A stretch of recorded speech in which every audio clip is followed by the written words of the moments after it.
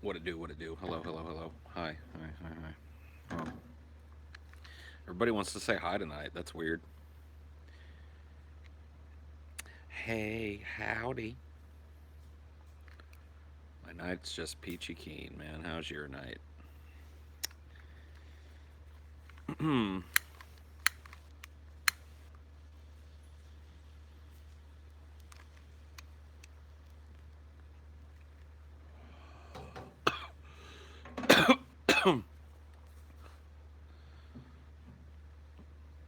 The light from the bug zacker really brings out your corpulence. Cool.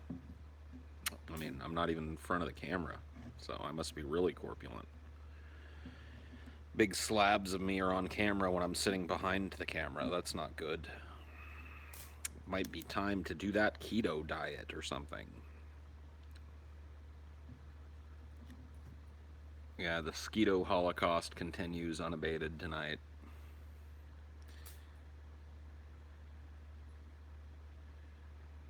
I'm Grier. Okay. Thanks for letting me know. Salvador, I mean, got a problem with you looking at it, but you better not touch that shit, homie. You better not touch that shit, homie. Great job with Flash Fried Squeaks was hilarious, yeah. I mean, the best thing about Flash Fried was that our cat chewed through some headphones. Knocking it out of the park. Just stop eating starving children. Alright, alright. It's pretty fucking warm. There's not gonna be many more nights that I can hang with doing this. It's you can just feel it happening. Humidity index is going up. Temperature is slowly staying a little bit warmer every goddamn night. Hey.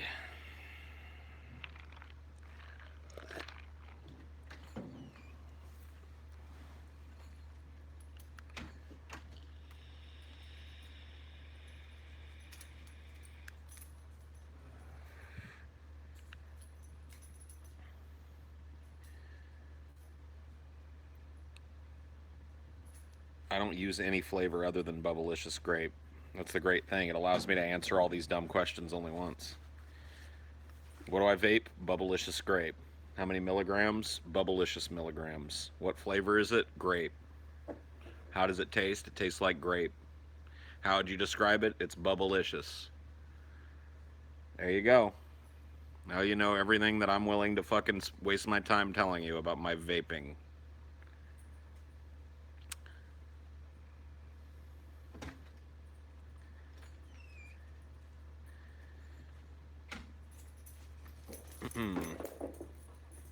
TJ is so fat that his body runs on infinite improbability physics, and that he simultaneously occupies every conceivable spot in the universe at once.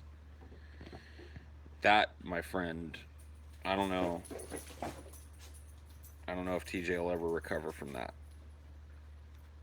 He will retire in shame as a hermit, live out the rest of his day in a cave, hiding himself from the harsh glare of all his many critics who know the truth that he occupies every space in reality at once because he's so fat.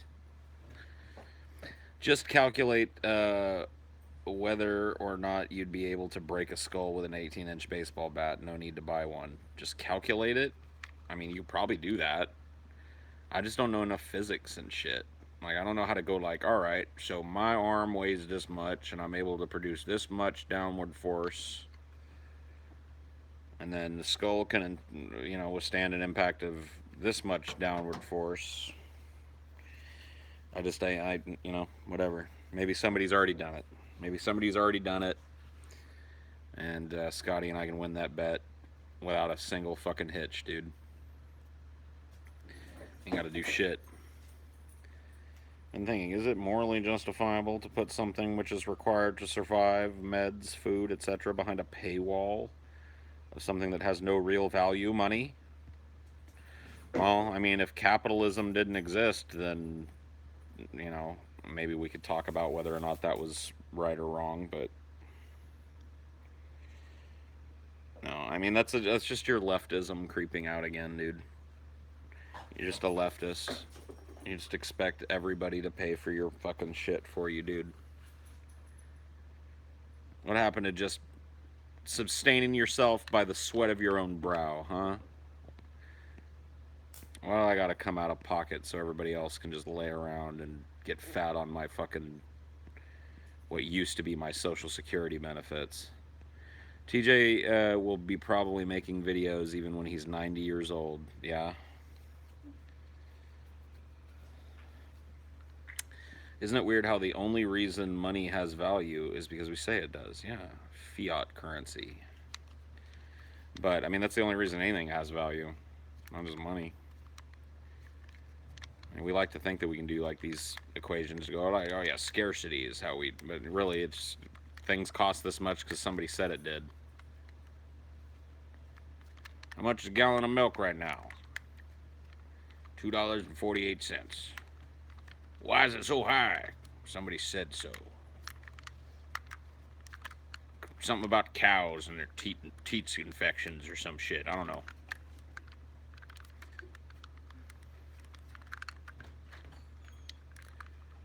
Whoa. Good thing I have dental. Yeah, good thing. Does apathy play into your philosophy at all? It does, but I don't really think it's very much worth talking about. I mean, it's not a big driver. In fact, it's the opposite. I mean, everybody, like anybody who has a life philosophy that doesn't include apathy about something is fucking lying to you.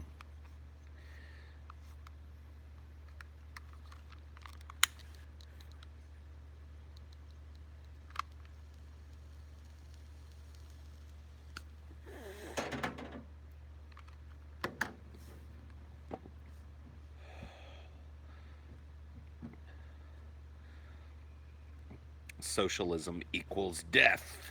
Yeah.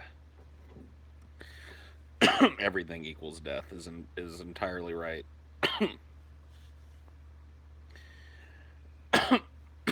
Socialism equals death, but X equals not death. You never get that filled in.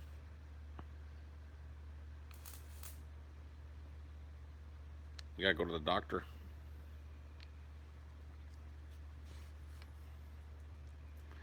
You gotta go get checked. You gotta check your oil. Pull out the dipstick. Will Lilburn Boggs be on the top 10 fat people list? I mean, how could he not be, dude? How could a brave American patriot like Lilburn Boggs, who tried to rid the world of the scum of Mormonism, be left off a list of fat people, man?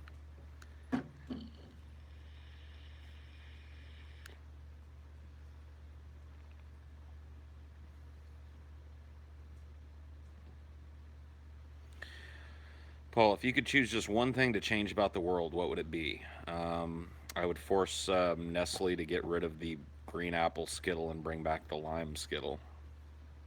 That's an easy one, man.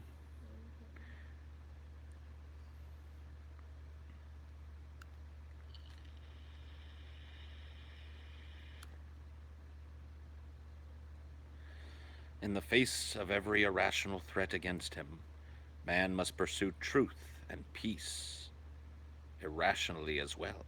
Whoa, dude. Whoa. Yeah, man, that's deep shit.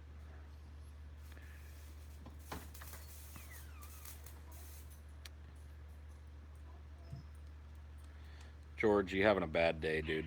George Costanza. Cheer up, Buttercup. You'll be getting residuals on that fucking TV show you did till the end of motherfucking time, man.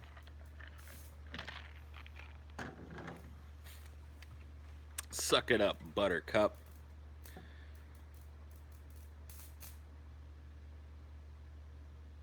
Oh, yeah, no, dude. I think everybody was pissed about the green apple. Fuck that green apple flavor. I never wanted that. I never needed that in my Skittles. I want the lime back, man. Bring back the lime. Let's start a hashtag campaign. Hashtag where's the lime? Hashtag Skittles. Yeah.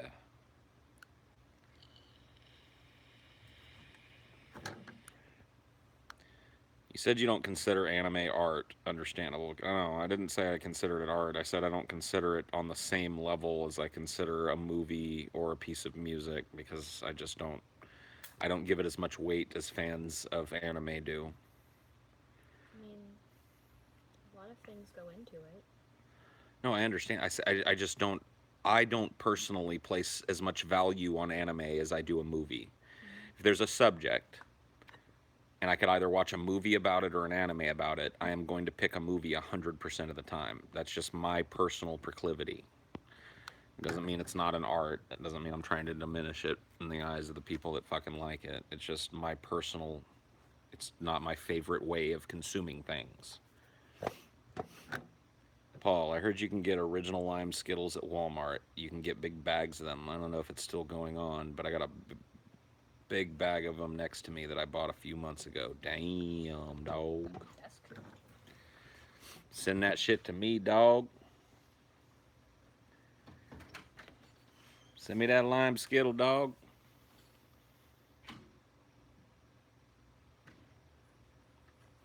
Send me that Skittle, dog. Why do companies go against the wishes of their consumers? It makes no sense because it's not about pleasing you; it's about making money on you. Maybe the stuff that made the lime Skittles was more expensive than the shit that made the green apple Skittles, and they were like, "Well, we can save, one hundredth of a penny a bag on switching to this green apple flavor." They're just like, "Go ahead and do it. Who cares? They'll get over it. People are still gonna get Skittles," and they're right. I still buy Skittles. I still eat them when somebody puts them in front of me.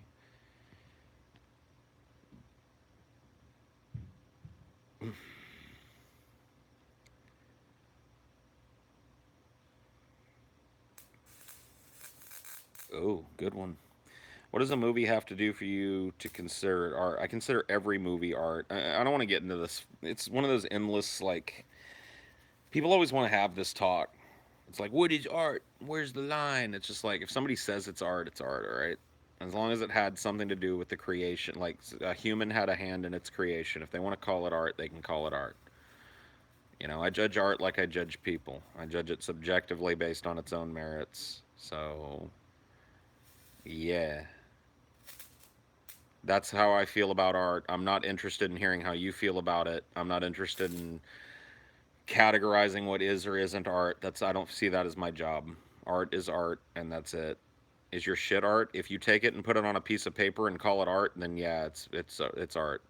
If you want to take a dump and take an Instagram picture of it and put it up and call it artistic, I'm not gonna fucking argue with you. I might tell you it's fucking retarded and worthless, but I'm not gonna get in the fucking endlessly cyclically devolving argument of is this art or is this not art with you, because whatever.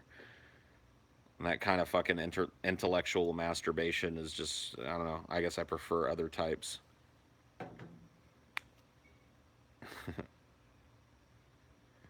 Is stand up art? Absolutely. If you're listening to what I'm saying, then any question is blank art, you'd know how I'd answer it. We don't have to go through everybody's, is this art? Is that art?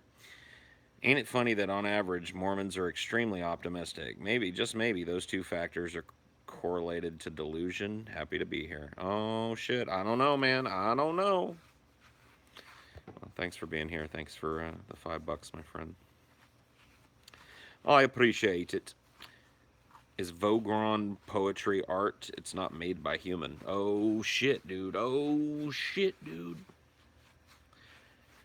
I can't wait for the anime craze to end. I can't even stand weebs that only want to discuss anime. I mean, anybody that has a singular focus in life and only ever wants to discuss that is pretty annoying.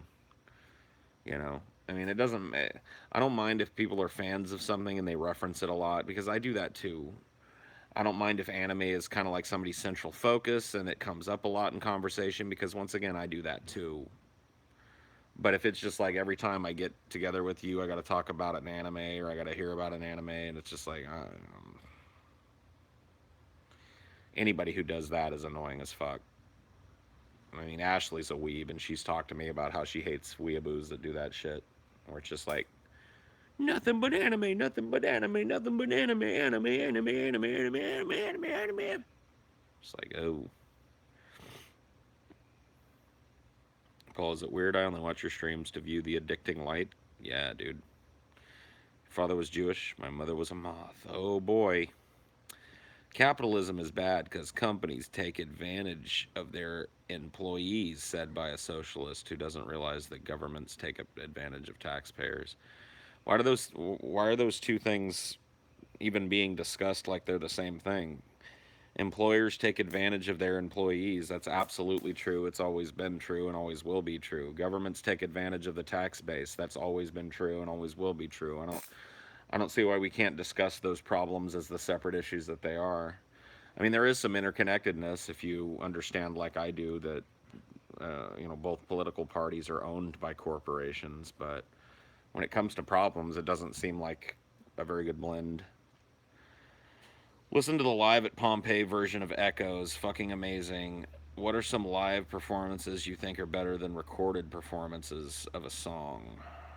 Live. I mean, I don't know. I mean, the obvious example for me is Nirvana live, the MTV Unplugged Nirvana. His rendition of "The Man Who Sold the World." There, I enjoy that rendition of the song better than uh, the studio releases I've heard of it. Same thing goes for "About a Girl." I mean, there's just a lot of my favorite performances of Nirvana songs happened that night. So it's one of those transcendent live performances. Um, what profession doesn't get enough credit or respect? Hmm. What's an under respected profession is what you're asking me? I don't know. Let's see. Who don't get no respect? I mean, waitresses and customer service people. That's the first one that comes to my mind. Fast food would be under that umbrella in my mind. Yeah. Janitorial people get a lot of respect. I used to work with the janitorial teams at the schools and stuff because they have technology too, so I was responsible for that. And those guys are treated like gold by everybody they work with. They've got a pretty sweet gig. Now, they do have to clean up a lot of messes. They are overworked and understaffed, but they are not abused. Everybody treats them like absolute fucking stardust gold because they realize how much they lean on those guys. So I think the old janitorial shit, that's a little overblown these days. Fishermen and pipeline. I mean, who's maligning? I don't know, man. I think fishermen and pipeline workers get the respect that's due them for their profession. What? They get paid a lot too. Fishermen and oh yeah, both of those actually do. I knew a dude who worked on oil pipeline shit. Oh yeah. He was fucking. He got paid a lot. I think he made like 80 or 90,000 a year or something like that. Uh, And that was before bonuses. yeah, that ain't bad. Those fucking deadliest catch crab fishermen that shrimp up in the Gulf of Alaska and shit. Those motherfuckers work like 2 months out of the year and make like 80 grand a pop. Yeah. It's like, It's tough. ooh. Yeah, it's a tough job. I mean, yeah, I'm not saying they don't own it, but goddamn, man. Yeah. If I was physically capable, I think I could do a job like Not that. only that, I feel like they're super respected. I mean, people have seen reality shows and stuff. Well, they see how dangerous it is doing what they do, how easy it is to be, get injured, and how fucking exhausting it can be when the shit hits the fan. But I mean, look, like physical capability shit aside, I think I'd actually be happy in a job like that. Have you ever thought about like other jobs that you'd be happy doing, or do you think you're doing what the only thing you could be happy doing? backup jobs. Not even backup jobs, just like in a different life. I think that knowing my own idiosyncrasies, could have been an X. I've got a couple of ideas in my head. Pretty much everything I ever wanted to do is aimed towards some kind of creative pursuit. Yeah. But talking like jobs that aren't like that, I don't know. Like I could work in a mortuary. I don't really mind being around dead bodies. Cool. Um, Mortician TJ. yeah, I could embalm some bodies and shit. It wouldn't disturb me. I mean, would you get any kind of fulfillment out of that type of work, though? Yeah, I think it'd be nice, the solitude of it. Yeah, it'd be quiet work, and Yeah, you know, you'd feel like you're giving something to people too, because you're yeah, making their loved ones look good. you're doing a necessary service. Yeah. I mean, there is some creative stuff to it if you're talking about, making them up to look good and stuff. Yeah, a lot of morticians do that. So yeah, I mean, I think that could be a fun job. See, I would never even consider that. I can't be around dead bodies though. We got different ideas there. Yeah, it just doesn't bother me. Yeah. Um, what other jobs? Somebody said plus you get the free sex out of it too. That's Oh, yeah, true. that's another benefit. No, I can never understand the corpse fuckers. Yeah, I don't get that either. It's just not. Uh, I don't know. It's nothing about. I mean, whatever. I You mean, want to fuck corpses? That's your business. yeah, but, you ain't really doing. You're not doing harm to anybody. Yeah, I mean, my attitude is like they're dead. They don't care. But I mean, if you can donate your body to science to dissect and use in all kinds of crazy experiments, you ought to be able to donate your body to a society of corpse fuckers. the corpse fucker And society. just be like, look, I want my corpse to be used by some people that like to fuck corpses. And I guess maybe there's not. Well, no, because it's illegal, right? Necrophilia. So, those things are probably doesn't need to be. I mean, I don't know. I don't think people should be able to break into the fucking cemetery Well, I'm and not talking about that. rape a That's- corpse. Yeah, that's like a that's different. separate matter. Right. I mean, I just mean if someone wanted to donate their corpse to that cause for whatever reason, and have at it. Whatever. Pretty libertarian on that. I think I could have, like I said, in a different life and maybe with a slightly changed mentality, I think I could have done a lawyer. Yeah. Um, I think that I could have done like a fisherman, like a one of those fucking crab fisherman jobs. Once again, assuming that my physicality is capable of doing that job, which now it isn't. It probably never will be.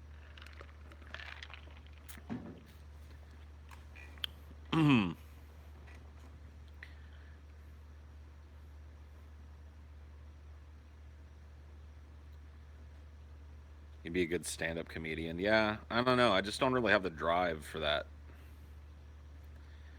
It's not all these stand-up dudes that end up getting popular and really good at what they do and crafting a style of their own and going out there and making money doing what they do. They all have at least I won't say all, maybe some of them just fell into it, but most of the guys that do this have some kind of an inherent love for the art form of stand-up beyond just watching it.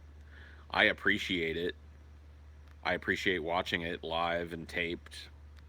I talked to Joe Rogan about it, and I pretty much told him that I wouldn't want to have to develop bits. I pretty much just want to do something once and then move on to the next thing.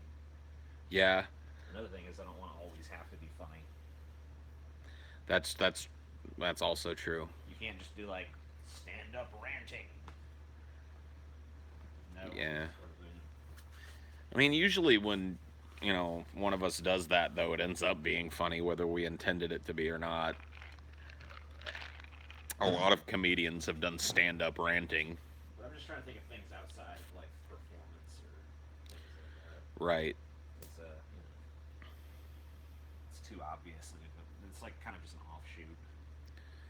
Yeah. Well, I like being on the ocean, and I know I work I can well do that in. because I get seasick. Oh, I don't. Yeah, I got good sea legs, man.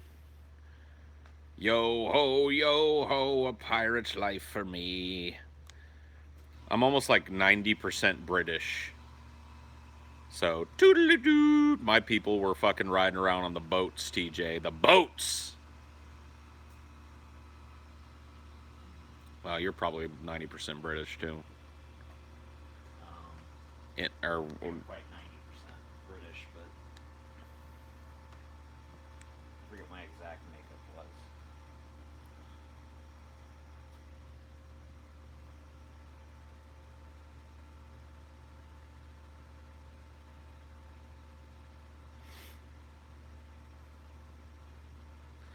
Paul would be capping natives in the Indies 300 years ago. I don't know.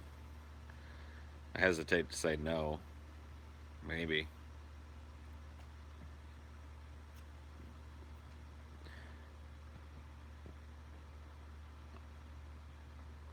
Get out of here, moppy puppy. Fuck you. I'm not that big. I'm not so fat that Matthew McConaughey got stuck at the entrance of the black hole in fucking Interstellar. Fuck you.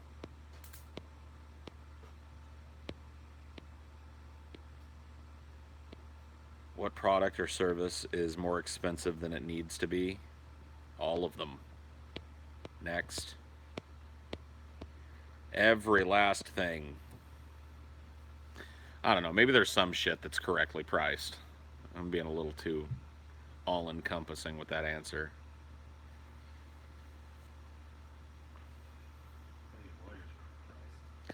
Yeah.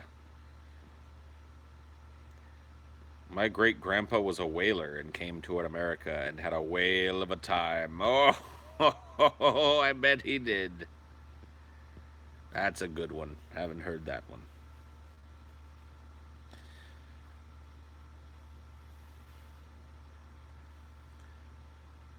There'll be a butt pirate ship on the horizon, Skipper. I think it's Loadbeard's vessel.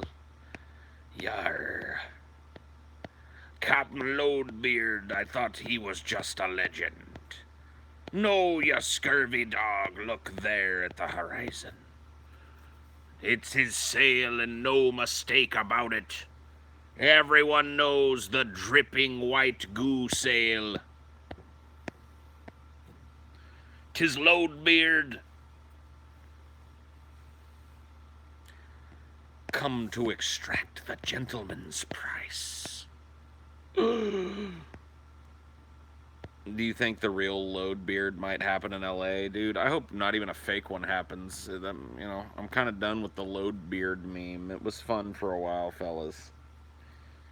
Tee-hee, Loadbeard Paul. I get it. I get it. All right.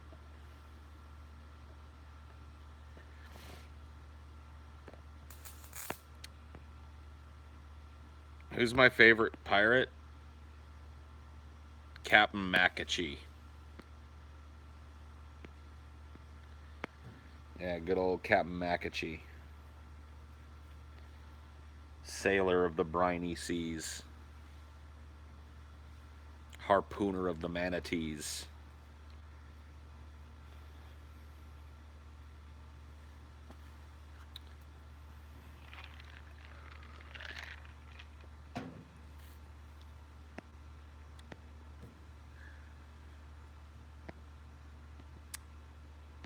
Paul, what was your job before YouTube?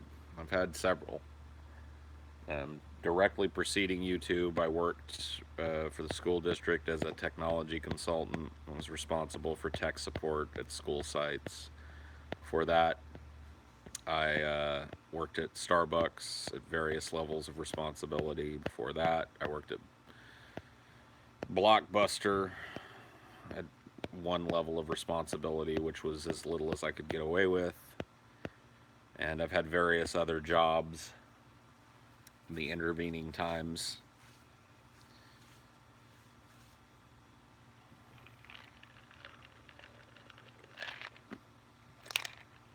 If you wanted to slowly drive TJ insane using only notes, what kind of notes would you leave around the house? Well, if I say that, he's sitting right over there. He's going to hear them. And I won't be able to use that idea. In fact, he already heard it, so it's blown now. He'll know it's me that's doing the notes if I do them now. So thanks for ruining that shit. But let's see. What would I do? I would definitely put the notes on things that I only know that TJ is going to touch or find. Like his favorite objects and shit in the house. And I wouldn't do a bunch at once. I would spread it out. I would put like I know with a period and then underline the no like 3 times. And then I would stick it to, some snack of TJ's that he's going to be the one that devours, and then he'd find it. And then he'd come around the house and be like, who fucking put this? Who did this? And you know, everybody'd be like, "That wasn't me. I don't know what the fuck that is." Right? And then I'd wait like 6 months, like long enough for him to forget it even happened. And I'd do it again. And I'd write, "I still know." Underline the no, exclamation point. I'd make it look just exactly like it was, and I'd stick it on something I know TJ would devour soon. I'd just keep it going, man. I'd wait 6 months longer every time because he'd never put that together. So the next time I did it, it's a year. Guess what? I still know. Drive him crazy. Drive him totally off his nut, dude. Totally off his motherfucking nut. He'd be searching the house for bugs. He'd be buying bug sweeper equipment. Be looking under the couch for midgets. Who knows what? Who knows? Who? Who knows?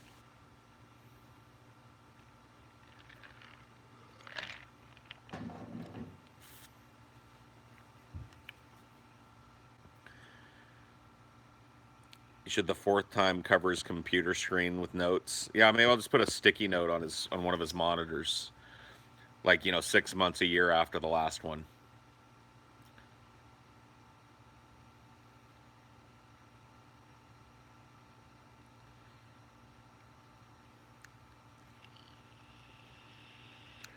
What notes would drive me insane?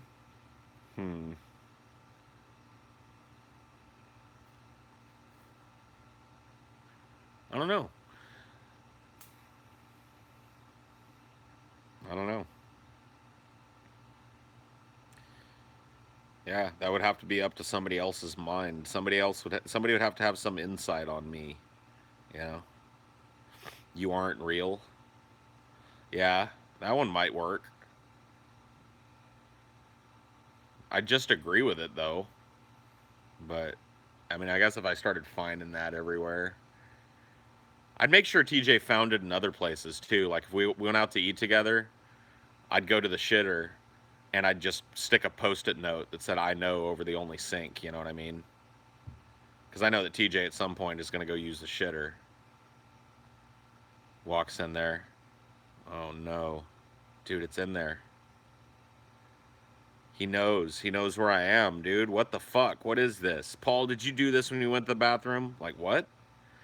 Fuck you talking about, dude? Stop with this stupid joke, TJ. Stop with this stupid fucking "I know" joke. Nobody's buying it. We all know you're writing these notes yourself. I'm not fucking stupid. Fuck you, Paul. I just found this motherfucking note in the fucking... Yep. You're a burden on your friends. Yeah, there you go. That would be a fucked up one to find around. Yeah.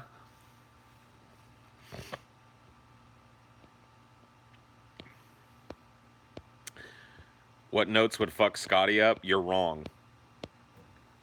Just a post-it note that says "you're wrong" on it, with "wrong" underlined a bunch of times. Who the fuck wrote this shit? No, it was you, CJ. No, it was you, CJ. I'm not fucking stupid, CJ.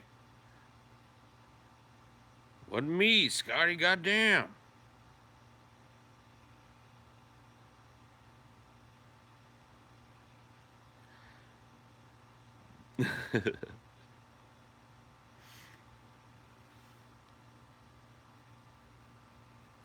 Scotty would get in a fight with the note. You think eventually he would be like, he'd have like a total argument with one of the notes when he found it? Probably. I think I'd do that too. Like eventually. Have you ever thought about doing more creepypasta stuff? The episode was great. Creepypasta stuff. Oh yeah, maybe. I don't know. Paul, think of a brand. Now, what would an honest slogan for that brand be? Okay, let me think. Got to think of the brand first because I didn't follow your suggestion. Now let's say Pepsi. What would an honest slogan be? Tooth rotting delicious. Fattening fun.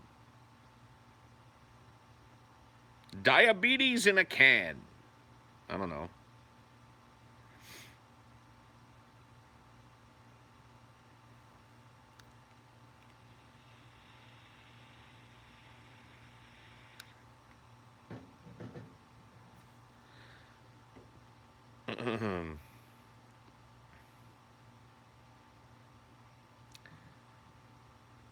Bum, bum, bum, bum, bum, bum. 10,000 midgets versus Andre the Giant. I mean, midgets are usually pretty hobbled by their disease. They're not super agile, you know. And they're not really I mean, like, part of it is like they don't their arms and legs aren't as long as they should be, so it's like they can't really. I mean, if it's unarmed midgets versus Andre the Giant, I mean, I don't know, dude. I got to think Andre takes that.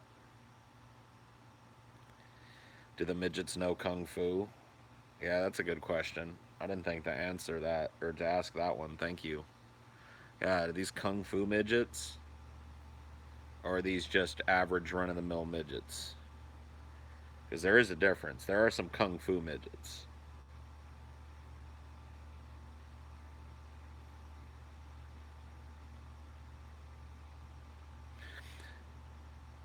What's the slogan for McDonald's or Burger King? How about just calories with a exclamation point? Instead of ba da ba ba ba, I'm loving it. You could be like ba da ba ba ba, calories. Paul, is fruit stripe gum unhealthy for you? Probably. I don't know. Do I look like a fucking nutritionist to you? Fuck off. Did you enjoy twitching the other day? Your thoughts on the long term? I don't know. I'll probably use it every once in a while. You know, do a Twitch stream. I mean, hardly anybody showed up. I didn't really announce it anywhere, but you know, it's just not. It's not a very interactive thing for me. So I play a game or whatever, and then I'll talk to the chat for a minute about it, and then I'm back to playing a game. And people don't seem to really care to do that. I don't blame them. Paul, do you think it's delusional to believe people you watch on YouTube are more than entertainment? Like a personal attachment to people you don't know and don't know you? I mean, I don't know exactly what you're asking. Like, is it wrong to like look up to people on YouTube and to give them a place of importance in your life and to listen to them and take their advice, any advice that they give or whatever? I don't know. No, I mean, it's no more wrong to do that for a YouTuber than it is to do it for an actor or a musician or some shit. I mean, not everything on YouTube is put out expressly for entertainment purposes either. So, I mean, you got to take that into account. There's a lot of smart people that with degrees and expertise and experience in the field and shit that make videos here. So you got to take that into account.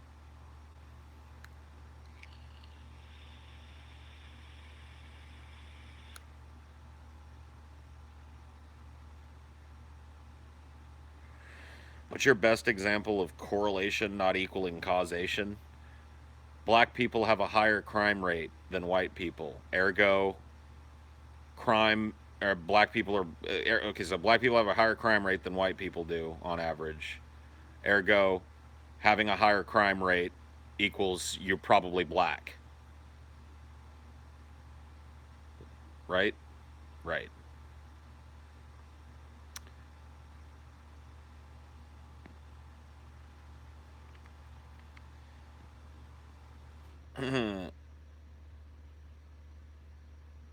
Do you have any advice on dealing with genetic disease? Yes.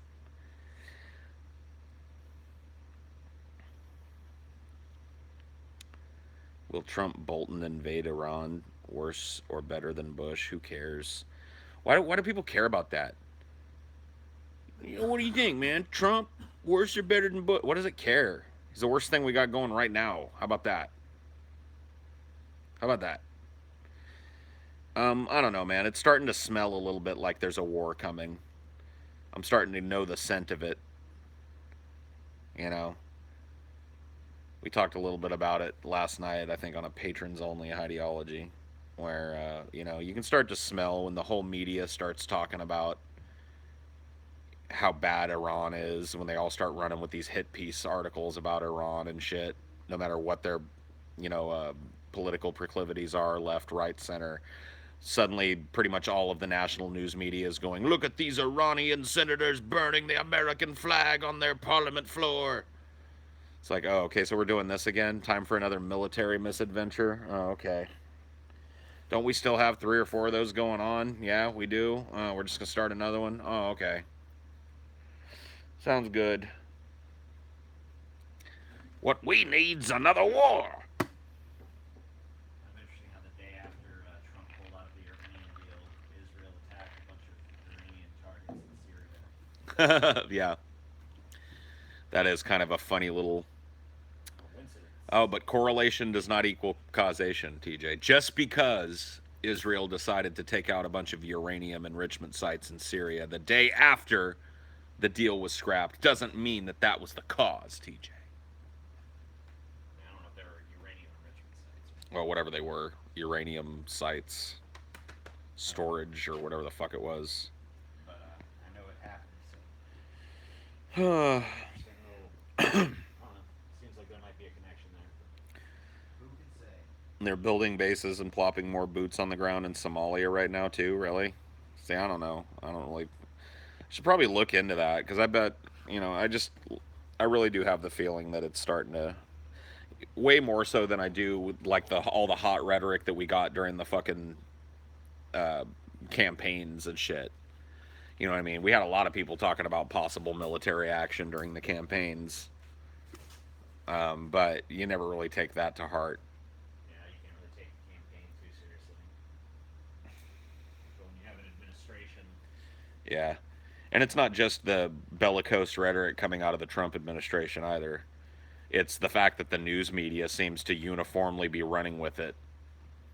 that's what really fucking rung my bell. I was Yeah. like, wait a minute. When I started to see everyone covering that Iran burned our flag, I'm like, okay, if it was just the conservatives doing it, It's I'd one be thing. like, all right, whatever, who gives a shit? But the fact that the liberal media and conservative media were both like, can you believe this? Yep. Look at these assholes burning our flag. I'm like, oh. When the media all starts to agree on something, you know we're in trouble. Yeah. Every time there's a lead up to war, that's always what fucking happens. The war on terror, TJ. It's not a new war in Iran. People are looking at it in the wrong way. It's an extension of our ongoing global war on terror. We almost won. We've almost won. We have driven ISIS back, but just like with the Hydra, TJ, when you lop one head off, sometimes two grows in its place, and we have to remain vigilant. We have to remain vigilant, TJ. Vigilance.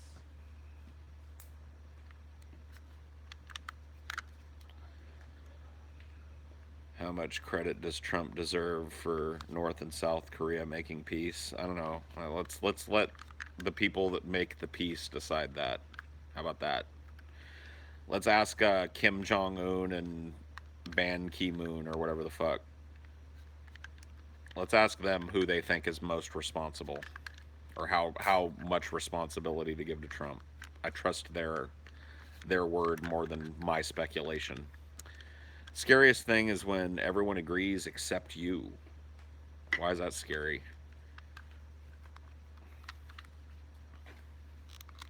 Yeah, I feel like that's just status quo at this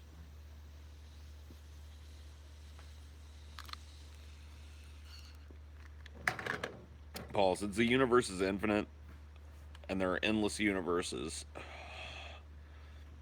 if someone had made up something in their imagination, could it be out there in the universe / universes? I mean, I don't pretend to understand multiverse theory beyond a basic layman's kind of blah blah blah knowledge of it. I don't know if multiverse theory means that every little absurd possibility has a universe built around it. Like, is the multiverse based on potentiality, so that every little possible outcome to every possible little conundrum happens? It's the sentient toaster universe. Right. Or is it more just like, the established universe has multiple offshoots of it that are very similar or almost indistinguishable? I don't know. Or are there a bunch of those and a bunch of everything? I don't know.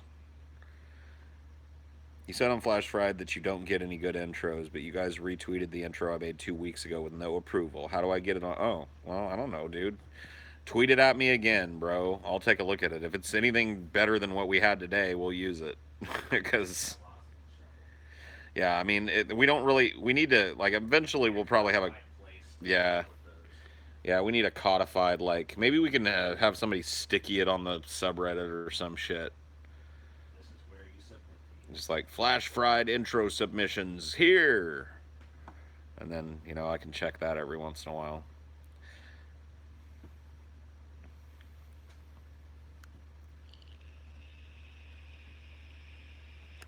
There's a channel on the Discord for them. Oh, I'll look there then. I'll send TJ any that we haven't used. I've seen a few that we haven't used since then.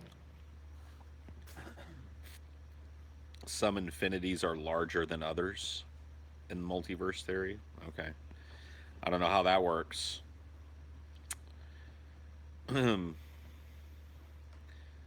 There's also a fuck ton of ideas for DFFs there. Cool. Well, we're not really all too dry on those, but it's good to know that there's a spot we can go and look, see what the people want. Multiverses could be ever expanding in number with no distinct trigger that we know of. Cool. Thanks for answering my questions. Love you and all you do. Thanks for making videos. You're welcome. You're welcome, buddy. Everyone online is an expert in string theory, Paul. Why aren't you? Oh. Because I'm lagging behind on my online personality duties. I have not gotten string theory down to a science yet, TJ. I'm sorry. I'm sorry. I'm sorry, man. I feel like I let you down. Some Mormon was pissed at us earlier. A Mormon was pissed with us? Yeah. In our chat or what? On my Twitter. Oh. He was like, "You guys don't know shit about Mormonism." Whoa. But then a bunch of fucking people who are ex-Mormons showed up and were like, "See back here to me." Wow. Piss off the Mormons, man. I kind of do want to piss off the Mormons now. I want to get some of the magic underwear. I wasn't kidding about that, man. I think we should just fucking... Next time we go somewhere, let's just do a little hop over in fucking Salt Lake City. We'll hop over to Salt Lake City, we'll put on our magic underwear, and we'll just go walk around the temple grounds and shit, see what happens to us.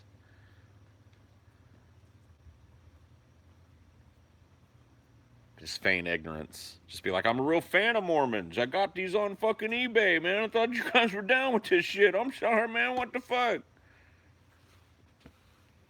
think they look cool. Yeah, man. I'm a huge fan of you guys, man. I was thinking about converting. I came down here. I thought I dressed the part. I didn't know what the fuck, man. I mean, am I not allowed to wear these? Am I revealing something that I shouldn't? Because it looks like it's covering everything to me, sir. No, you can't do that because it offends people. Well, what about that dude over there with a shirt that says fuck you on it, man? I'm pretty offended by that, man. That's pretty personally offensive to me right there, man. Will you not go over there harassing him? I can't wear my Mormon underwear here, man. Take it all the way to the Supreme Court, TJ. File suit against the city of Salt Lake for discrimination. Obviously, we're not going to win there. Appeals to the district court. Probably not going to win there either, but we just keep fucking fighting, dude. All the way to the top. Then everybody will be wearing them, dude. Can you imagine? We get to the Supreme Court, there'll be people joining our fucking cause, buying them underwear up. Be a new cottage industry, be like the new MAGA hat. Everybody will be buying their Mormon draws. Make magic underwear great. Yep. I mean, you got to check these people sometimes. You know what I mean? I don't want to get rid of Mormons. I just want to remind them that they're not special and that their fucking little bullshit that they do, it only exists in their brains and in their temples. Out in the real world, I can wear magic underwear wherever the fuck I want. Anywhere I want to go looking like an idiot, I can wear them. Tweedledee dee dee dee. Looking sharp in my magic ends. Yeah, we could even set that shit up, dude. We just have to have like Scotty come with us and wear the "fuck you" T-shirt, so our illustration is there.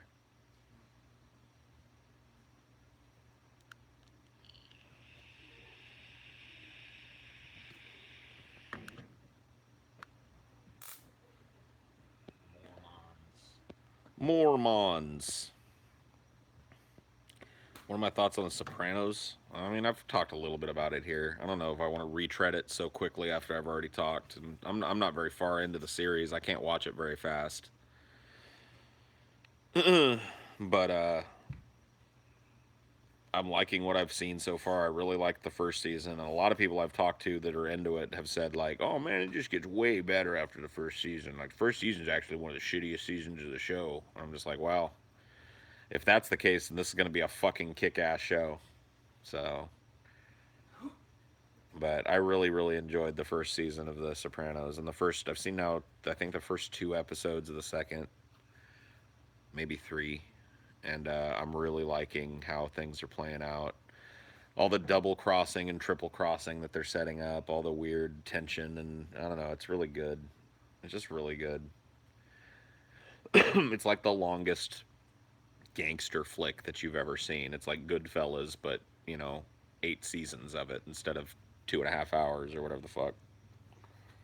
I mean, maybe it's not all the way up to that caliber, but goddamn, man, some of the characters are just fucking great. James Gandolfini was a fucking masterpiece in that character. I mean, I just can't even imagine anybody else playing it. You know, he's already an unforgettable character in my mind, and I can't even imagine him as anybody else. I couldn't even do like well, this dude probably could have done it justice. I don't think so. He was underrated. Oh, dude, yeah, he was fucking great. He elevated shit movies. See, he wasn't. Mexican. Yeah, the Mexican. That the only reason that movie's memorable is because he's in it. And the only performance in that movie that's elevated beyond just fucking summer popcorn movie is his. I mean, James Gandolfini was just a really, really brilliant actor, and I mean, I don't know what I expected in this role. He's front and center, and there's a good reason. I mean, he's immediately jumps off. I mean, it's just great. It's a brilliant show. I love how it leads in. Like, I love how we're introduced to Tony Soprano as he's lounging by his pool and looking at this flock of ducks that suddenly lands in the pool, or geese. I know it's ducks. And he's just mesmerized by them. And then you see him become protective of them, like his wife and kids want to shoo them away because they're shitting all over everything. But he's like, no, these are my ducks. I had a moment with these fucking ducks. You know, it's great. Yeah, That's awesome. Yeah, I've never seen it, but that I sounds mean, I'm cool. not really spoiling anything. It happens in the first ten No, minutes. I don't. Yeah, I don't care about spoilers anyway. But I mean, really the first thing that he does in that show is he gets a psychiatrist because he starts breaking down because of the ducks.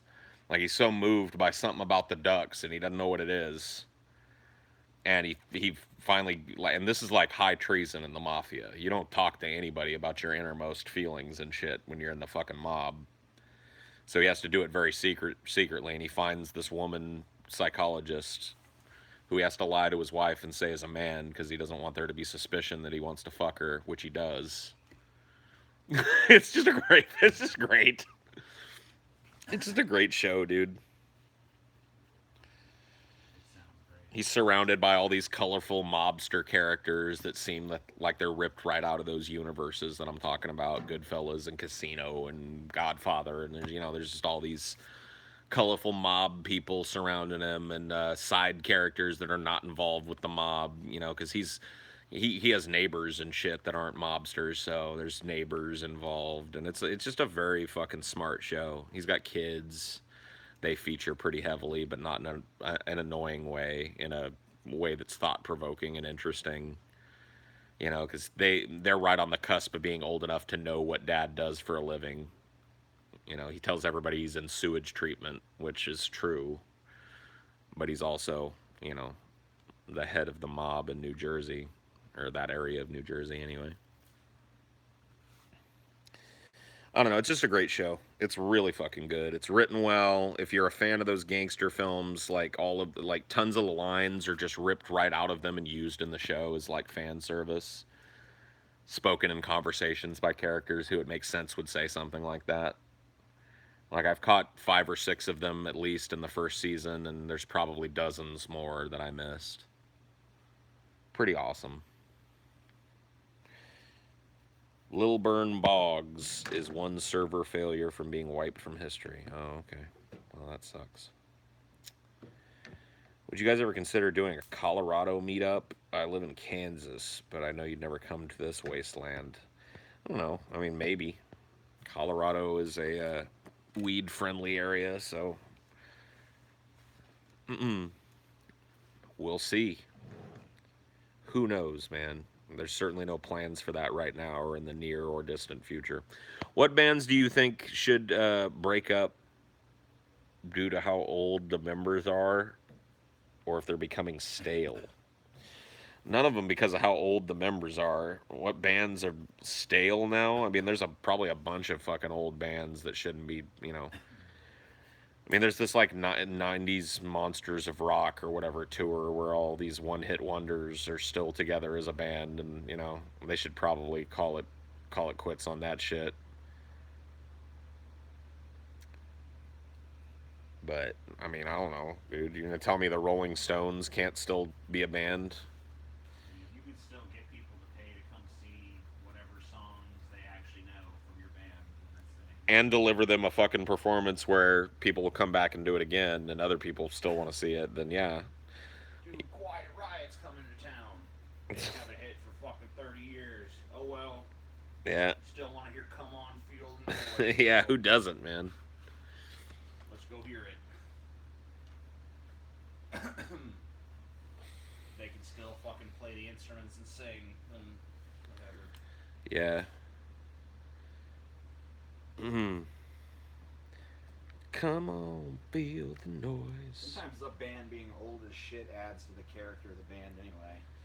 Yeah, that's true. I'll tell you one that like definitely fits that bill for me is Huey Lewis and the News, dude. I've gotten to see them when they were a young band in the '80s, and I've gotten to see them as I think the last time I saw them was in 2007 or 8. They're a bunch of old dried up fucks, Huey especially, and he's still fun as fuck. Still has a great voice, still kicks ass on stage. He's got to be 70 something. Still kicks fucking ass, man. He ever comes through this area, I'll go. Dude, I've never gone to a Huey Lewis concert and been like, man, I wish I hadn't done that. Fuck no. I've seen Huey Lewis and the News more than any mainstream band live ever, too. That's my that's my number one, dude. Huey Lewis and the fucking News, bro. Alright, hold on, I gotta go get my battery packed so this phone doesn't die. Give me a sec. It's hip to be square.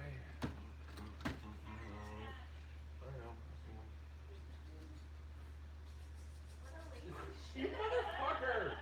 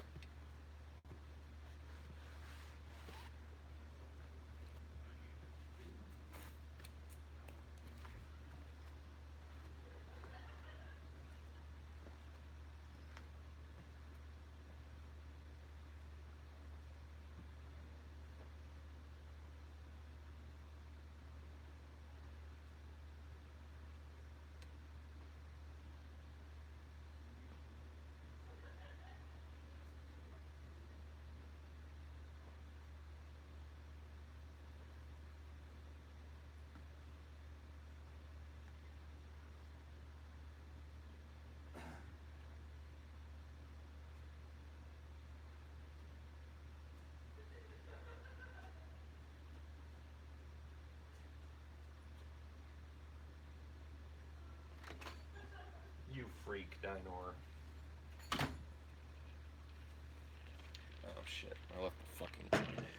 Brought the battery, not the cord. What a retard.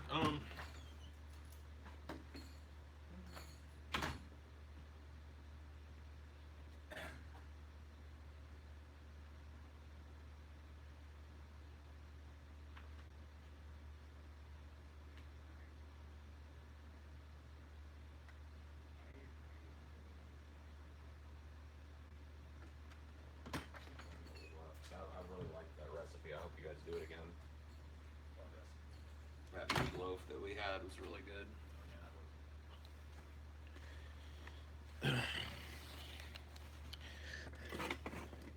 Oop. Alright. Yay. Made it happen without the fucking phone dying. Isn't that fantastic? Alright.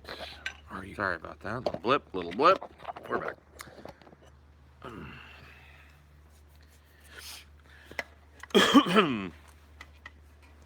Is Senor Tomat powerful enough to defeat Thanos? Dude, you have to ask him. I know as much about this alien being as you do. It's my favorite song by Ghost. I don't know.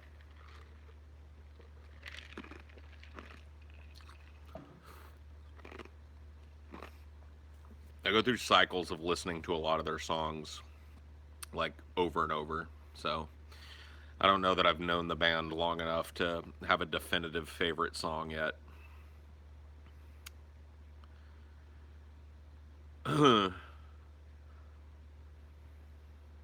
Hey Paul, Dr. Segmento dies at the end of Infinity War. No, not Segmento. No.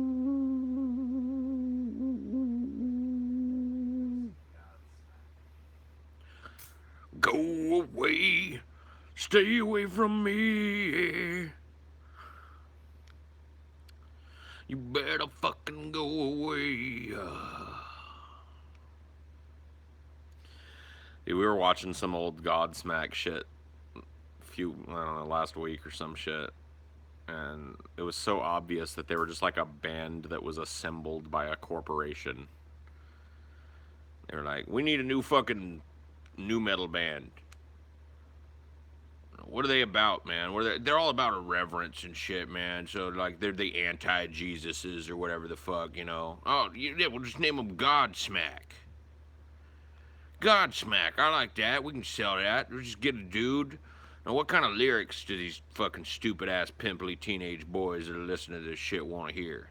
Oh, you know how them pimply fucking metalhead teenage boys are. They want to, you know, everybody to stay away from them. They just want to be alone and shit. So we'll just make, like, you know, a bunch of songs about how everybody's got to stay away. You know what I mean? Get away from me and stay away from me and, you know, whatever. However many variations you can come up with in a night of heavy coke use, and we'll just put it out, man. Just find some dumbasses that are willing to get their eyebrows pierced for the fucking privilege, and we'll just, you know, Godsmack. I like it, man. Let's do it. Terrible. Terrible.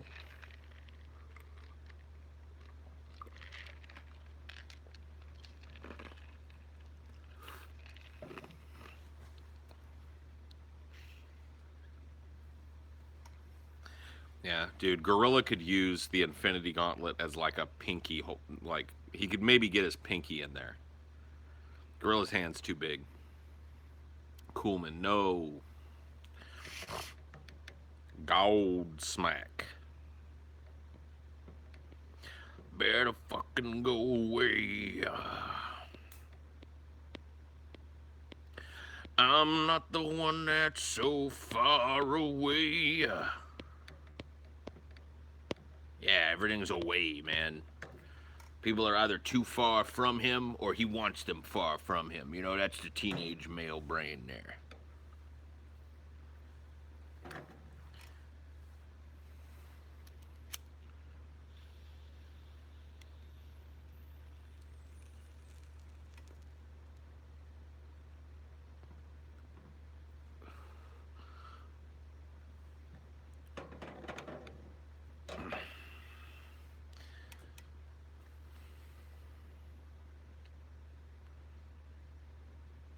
Paul, any other MTV Unplugged albums you like? I've seen a few pretty decent performances, but none of them that stand out as. I think Pearl Jam did a pretty good Unplugged set. I remember liking it, and I wasn't even a big fan of Pearl Jam. I'm still not. Like, I'll be honest with you, as far as like rocking out and shit, the best Pearl Jam song is "Do the Evolution." It's a way late song. I don't like any of their early shit really. I used to mercilessly make fun of that Jeremy song. Like, I had a whole routine. Yeah. Really, I remember partying on the bar. Stomped a bottle with a ball. Ooh, we on beat upon here. Shout a bit. You know, it's just like, come on, man. Enunciate a little bit. I've seen you do interviews and shit. You don't. They're not like, so Eddie, how do you feel about Pearl Jam's success? I don't know, man. I just bet you me about man. Like, you're like, I don't know. I think Pearl Jam's a pretty fucking cool band, bro. Like, why can't you sing that way? What's this? Ride home to be on, picking on the boy. It's bullshit. People lap that shit up.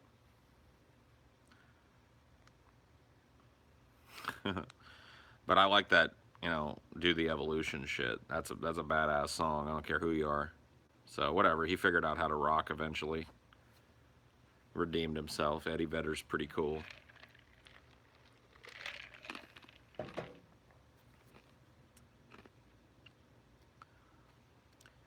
Alice in Chains. Nope. Never liked them either. Similar reasons. I couldn't stand Lane Staley's fucking nasally, whiny ass bullshit. Everybody else thinks it's brilliant, but it just hits me right in the fucking no-no spot. I'm sick of it. It sounds the same in every goddamn fucking song, and not in a good way.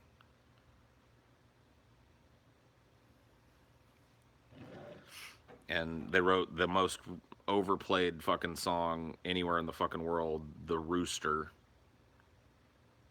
which I don't know. It's got to hold the Guinness Book of World Records forever. Most fucking plays on the airwaves ever. I shit you not, man. You can't scan through a radio station in any fucking town in this country without finding one of them that's playing "The Rooster."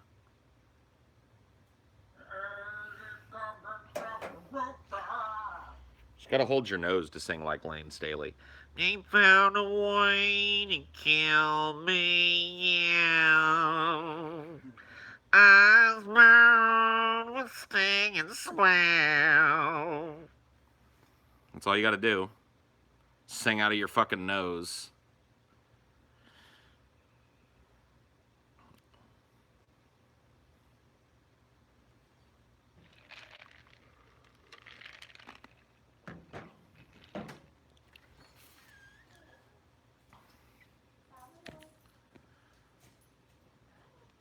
You and I are on the same level tonight, Paul. You feeling the rhythm with me, man? No homo. Yeah, dude, the rhythm of life. It bounces away. Jeremy isn't the most embarrassing song he ever did. I mean, no, I didn't say it was. I just said when I was a teenager and it came out, I mercilessly mocked it.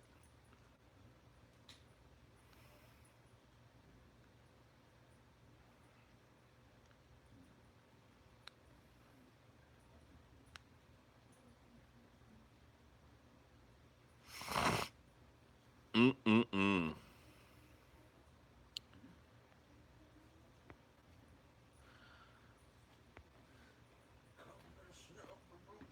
Yeah, dude, the rooster, dude. It's crazy how connected we are now. Yeah, man. It's like we see everything the same, man. I gotta say, in terms of being overplayed, Metallica's Enter Sandman is right up there with the Rooster. Oh yeah, I agree. There's a bunch of those, like, I mean, I don't know how the Rooster ended up being the most overplayed song from the 90s, but there it is, dude. I just can't even hear the beginning of it without just wanting to get mad and change the station. Paul, your skills as a comedian have come a long way. You make me laugh all the time. Oh, thanks, cynical, what? Cynical bastard? Yeah, yeah, bud, yeah.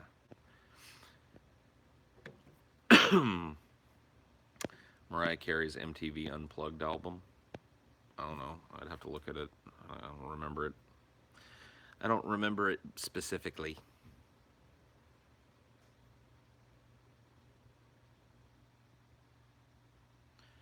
You should polish your comedic sense. I think one of the things that makes my comedic sense, is that it is very distinctly unpolished. I work best as a comedian in improvisational humor. And there's not a lot of places for that to land in the world anymore other than broadcasting. So,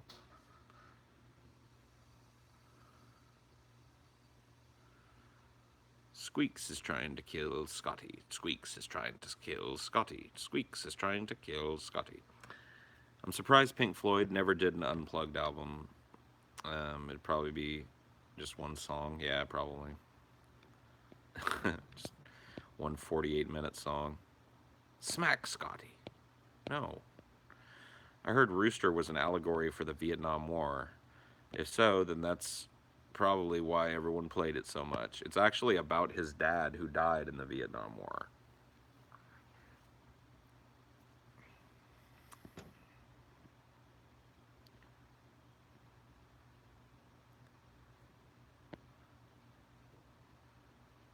I thought their last album was actually pretty decent. Alice in Chains. I don't know. I don't know, man.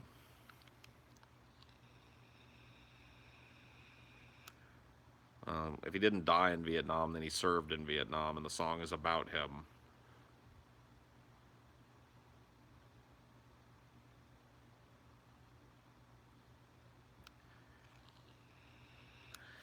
The devil hid dinosaur bones in the ground to fool the stupid minds of men.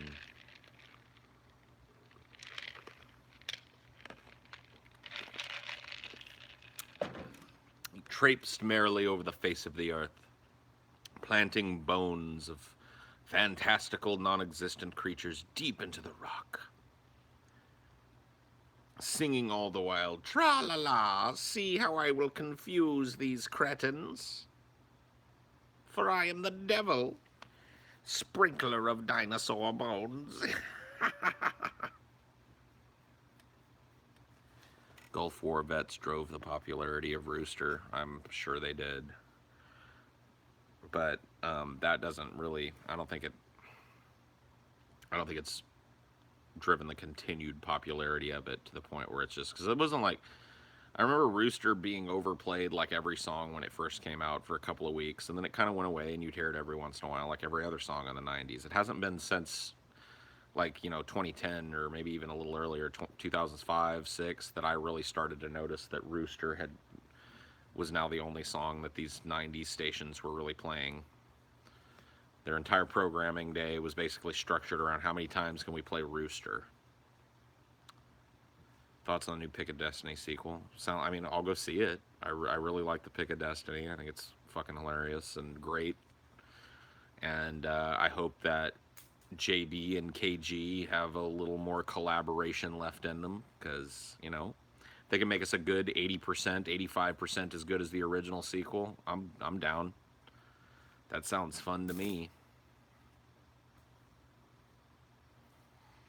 Don't get me wrong, it's a shitty song, but it's one of the only radio-friendly Alice in Chains songs. I mean, I don't know if I agree with that, but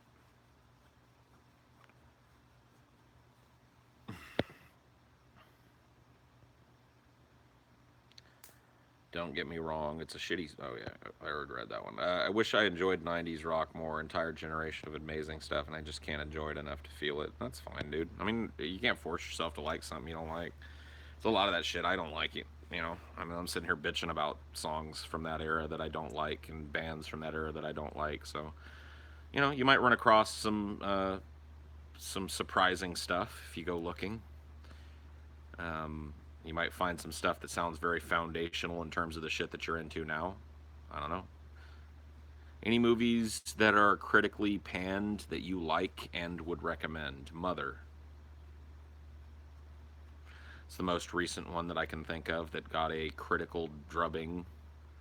It was called by, I can't remember what his fucking name was, but he was called the worst movie of the millennium.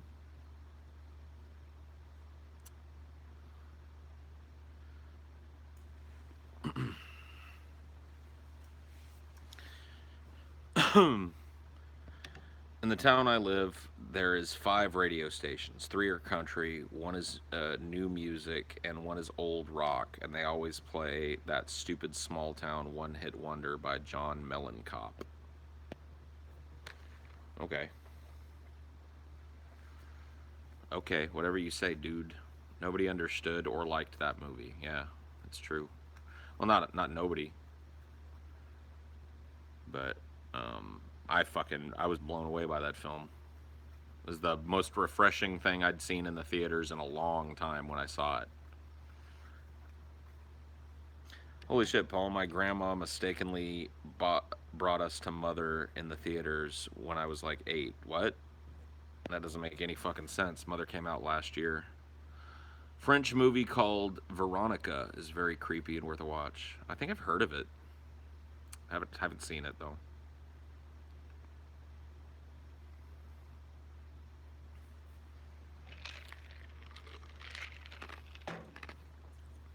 The exclamation point of the troll that has been caught.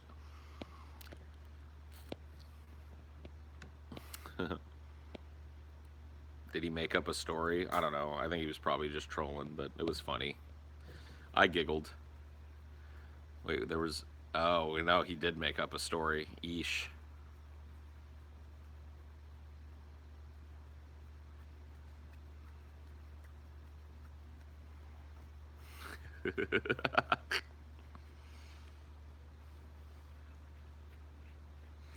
Oof.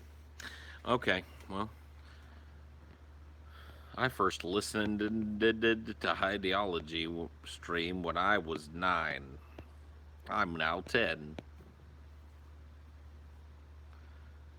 Do you like Ghost's new song Rats? Yeah, they have an even newer song that's about to drop that you can hear several minutes, a couple of minutes of at least, and on their YouTube channel. I think their new album is going to be fucking awesome. But we'll see.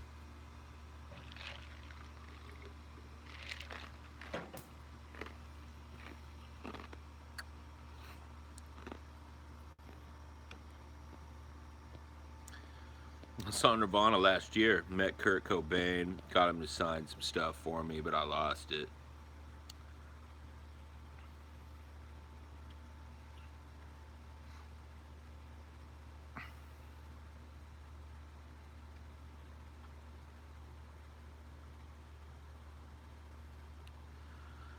Do I like Lawrence Welk?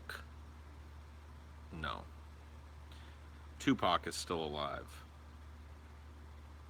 Oh, well, that's good to hear.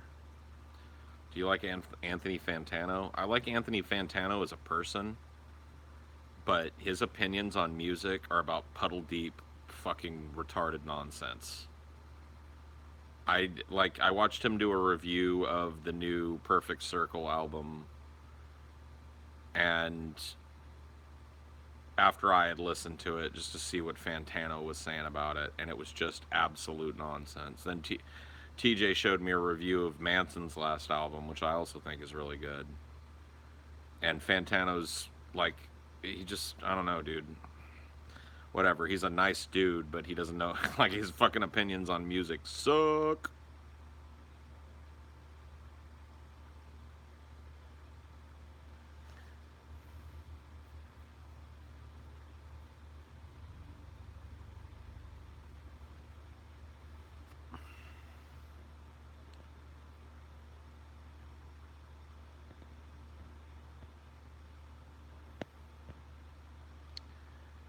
Hearing Chester Bennington's whiny voice throwing his little emo temper tantrums was like nails on a chalkboard for my ears. Whoa, dude. Whoa, buddy. Whoa, buddy. Calm down on that edge. I believe you said that Sliver is probably your favorite Nirvana song. What's your favorite album by them? Mine is In Utero. Mine is Incesticide, which is not even really a proper studio album. It's a B sides and unreleased follow up to Bleach. I really like Bleach too. It always comes down to those two in my mind. Bleach is just so raw and so foundational and so cool, but Incesticide is playful. It's in fact one of their most playful albums. I mean, it's not totally playful, but Sliver, I love Sliver because it's a total. It's this. I don't know. It's just something you don't hear people writing rock songs about. It's an intimate memory from Kurt's past about going to visit his grandmother and grandfather. I mean, pretty fucking awesome. I don't know.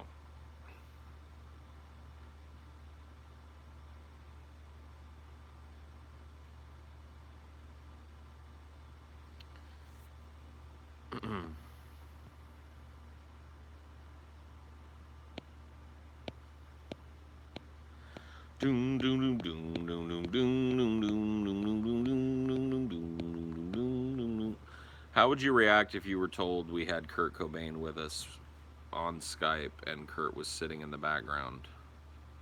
If one of you told me that, I'd tell you that you were retarded and a liar.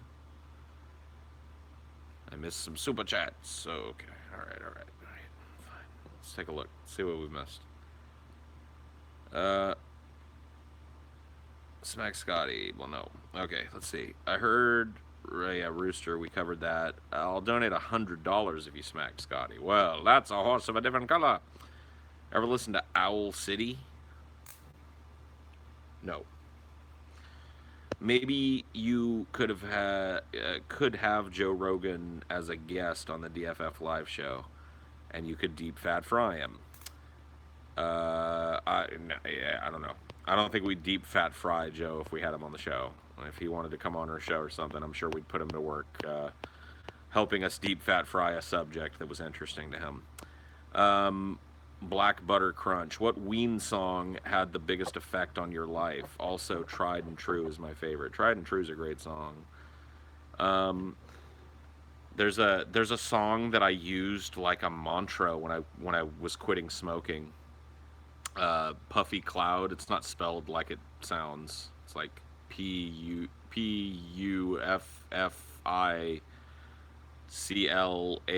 with an umlaut over it. Ude. I don't know, but it's a very simplistic, almost childlike chant, and I would sing it to myself when like I was having a really really bad nicotine fit. I would just use that as a focal point, and I would just sing the whole Puffy Cloud song in my head. By the time I got to the end, usually I didn't want a cigarette too much, and it was actually a really helpful tool. So, that's probably the most profound effect on the quality of my life that a Ween song has ever affected. I don't know if it's my favorite by them, but I don't know. I just really love Ween, man. I really love Ween. Primus kicks ass. Yeah, man. Yeah.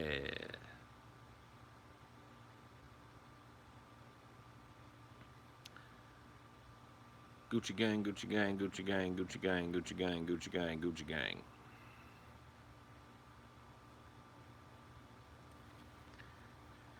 Favorite play? So I gotta ask you what you mean by that. Like, do you mean favorite play I've ever acted in, favorite play I've ever seen live, or favorite play to read, that I've read, but, either I've seen it or I haven't? I mean, I don't know. Like, I hate these favorite shits. You guys always want to do this shit with me, man. You always want to do, like, what's your top this, and what's your favorite that, and it's just like, I don't really categorize things in my mind that way as a natural function. And I've told you guys this shit, dude. Like, I don't know.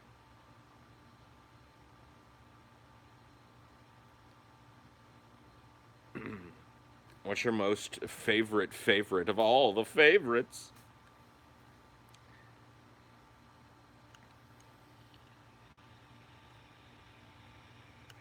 I understand favorites. I have some favorite things. I have favorite foods, and I have a favorite movie, and a favorite band, and a favorite song, and a favorite, this, that, the other. I can do the big categorical things, but I've talked about those things a million times. People are always trying to get me like, what's your favorite, like, which of your eyeballs is your favorite eyeball?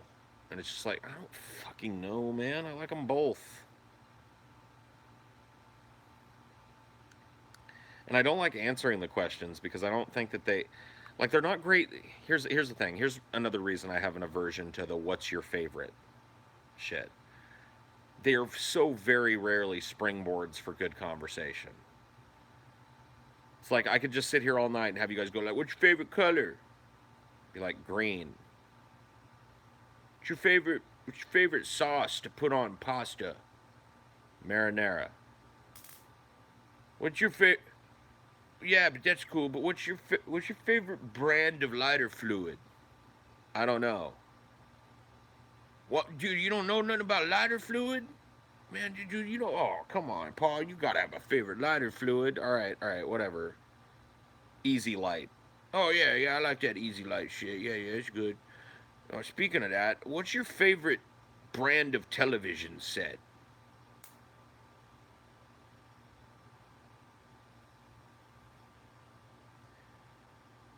It's like, what? Wait, you want us to think about what we ask you? What's the fuck? What is this, fucking school? Yeah, dude. Yeah, you got a point, man. What am I asking for here?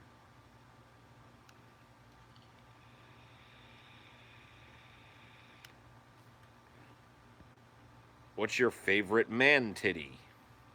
Yeah. Paul's chat is secretly filled with market surveyors. Maybe. That very well could be.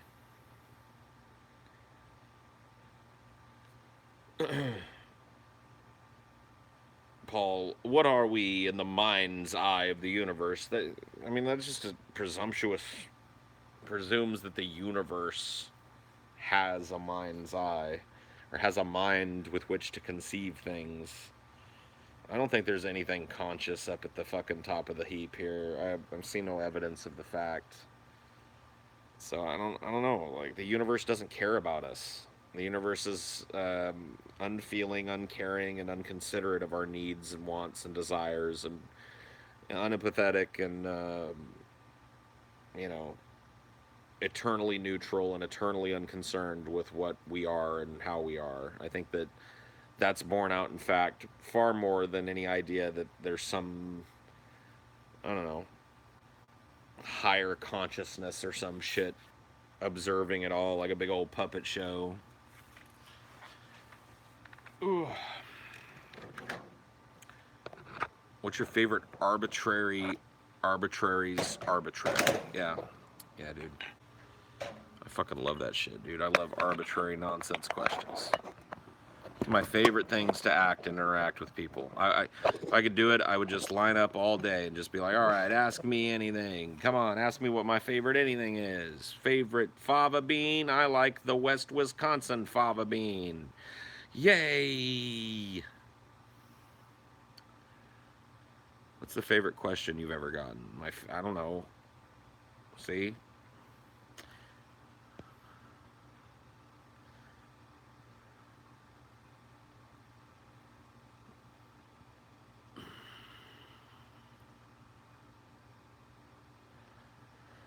Paul, what do you think about the current hypocrisy of the media bad-mouthing North Korea over torture of the returning prisoners while simultaneously praising the incoming CIA director for the same? I don't think that the incoming CIA director was uniformly praised. In fact, I know that to be not true. Um, but yeah, this, like, the fact that the Spectre. See, this is why all the people that were freaking out when waterboarding started to become a mainstream thing that we knew was going on, because they knew that once it was being done, it's hard to put that genie back in the bottle. And here we are, 2018, 2 presidents later, and they're still waterboarding people. And they're still practicing stress positions and extraordinary rendition. They're still doing this shit. They just do it off American soil at quote unquote black sites.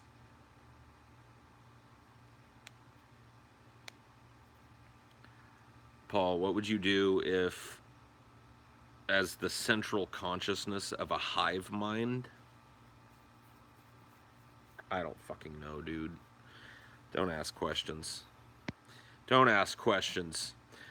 Paul, will we do anything else that's significant as a species before the inevitable? I don't know, dude. What do I got, a crystal ball in my fucking stomach here? Wee crystal ball. Tell me what's are we gonna do anything else? I don't know, guys.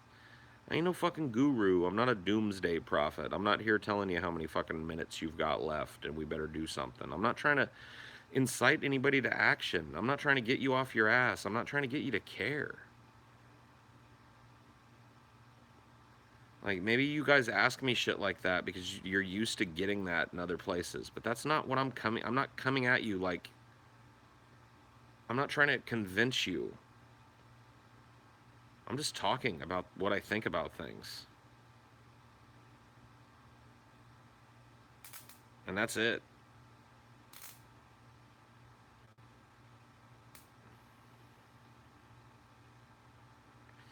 Yeah, I don't want to be your Jordan Peterson. I don't want to be a guru. I don't want to make predictions about shit I couldn't possibly fathom. I want to tell you what I genuinely feel about things.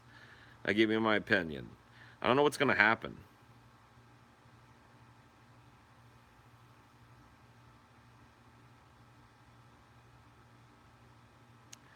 Yeah, I'm not Ball Sagan, man. I'm not Alfred Ballstein, okay? I'd rather have someone give me their perspective than to give me all the answers. I like making my own assumptions. Well, so do I, which is why I try not to. I might argue with you guys about shit when we're having a discussion on a topic. Like last night, there were a lot of people in there that disagreed with my nihilism shit. And that, if you don't think that's par for the course for me, but we had a lively debate, but I wasn't trying to get those people to come to my way of fucking thinking. I was just trying to explain how I think, explain what the tenets of my philosophy are in a way that I don't feel like I've laid out here before. And I feel like we'll probably have to do a few more of those streams, but eventually I'll probably feel like, all right, well, I've codified then what I believe, and I've answered to the best of my ability any questions about what I believe. At least with this audience. That's another thing about Highdeology. It's another one of the values of this place and this platform is like, I don't always have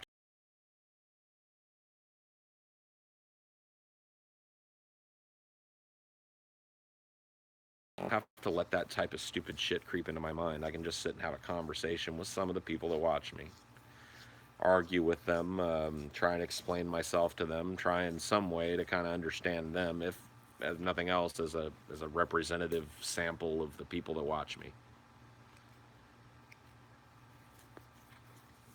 And that's it.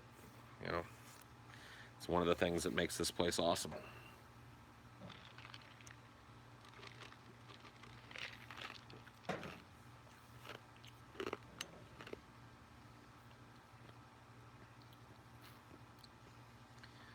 I will literally pound Jordan Peterson back into the.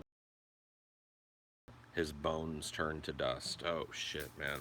You sound like you're having a fucking hard time tonight. Man, you need to go read 12 Rules for Life. Go clean your room, bucko. Go clean your room, bucko. You're feeling bad about yourself, bucko? Just put on a button-up shirt. Because how you look reflects your inner opinion of yourself, and your opinion of yourself is what other people notice first. Clean your.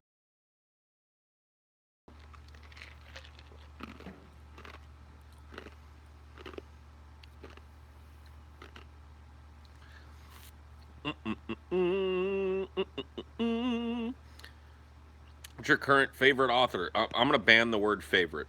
That's it. Congratulations, assholes.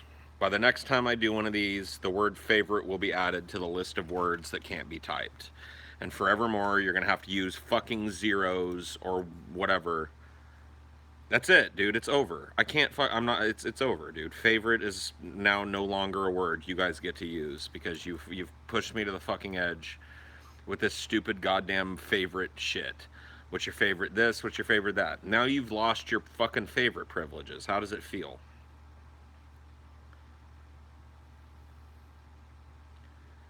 How does it feel? It's it, dude. The word favorite, dude, I can't remember the last time that I answered an interesting question that had the word favorite in it. So it's over, dude. It's like cuck or dildo or, nigger, nigger, nigger, nigger, nigger, nigger, nigger, nigger. It's just over, dude. I'm adding it to the list. It's on the list. It's over.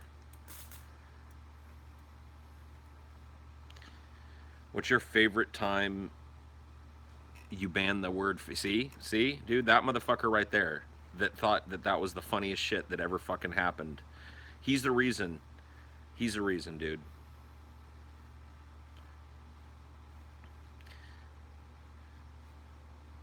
Yeah, see, there you go. Keep fucking with me, and best is gone too. I'll get rid of all these useless fucking words. Yeah, we'll get rid of fucking favorite and best. How's that? Language police time. Whoop whoop. Here comes the language police. Paul's ego is no longer answering any questions with the word favorite or best in it. Yeah, keep pushing me and I'll ban enjoyable too. It'll be over, dude. Like, all these words are useless.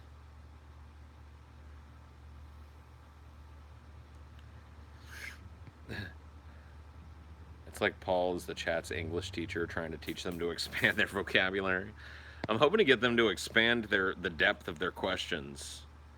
You know what I mean? I know I can't expect you guys to constantly be churning out insightful questions and shit, but what's your favorite band?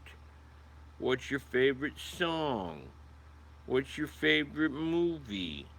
What's your favorite TV show? What's your favorite food? What's your favorite kind of pizza? Favorite thing to get on a pizza? Favorite kind of crust for a pizza? Favorite kind of thing to drink when you're eating pizza? Speaking of drinks, what's your favorite drink? Do you like Coke or better? Or Pepsi better? What's your favorite kind of way to drink water? Do you like have ice in the water? Or do you not want ice in the water? What's your favorite, speaking of water, what's your favorite way of boiling water? What's your favorite way of boiling water? Do you like to put it in the pot cold, or do you like to let it warm up in the sink first and then put the warmer water on the stove? What's your favorite? Speaking of the stove, what's your favorite thing to cook on a stove? No, even better, what's your favorite kind of stove? You have any favorite stove brands you want to share with us? Any favorite stoves? Speaking of stoves, got any favorite stories about stoves?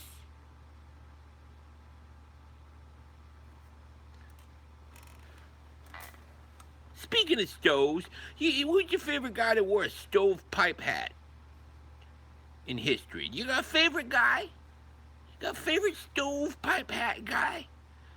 Guy? I mean, we haven't even asked that. Who's your favorite guy?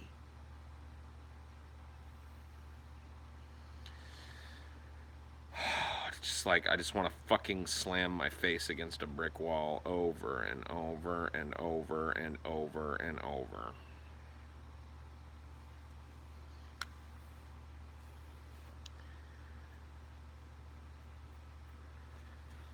I'd watch that.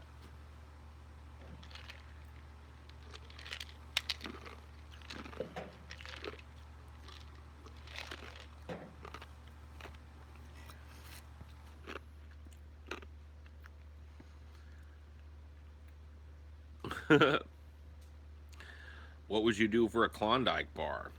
Oh shit, man. Oh shit. probably kill the people who keep asking you what your favorite thing is, yeah. I'd strangle to death everybody that's ever asked me what my favorite anything is. For that chocolatey coated ice cream, loaded big and thick, no room for stick. What would you do for a Klondike bar? I'd strangle your fucking mother.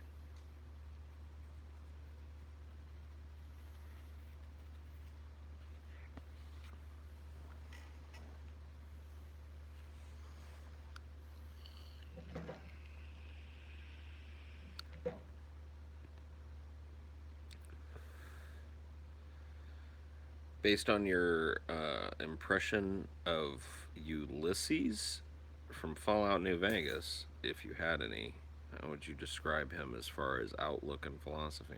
I'd have to. It's been a very long time since I played New Vegas, honestly. I'm not 100%. I don't have a whole lot of fucking clear memories of New Vegas. It's been many years. What's your favorite planet? Pluto. And before you say, Pluto's not a planet, yes, he is.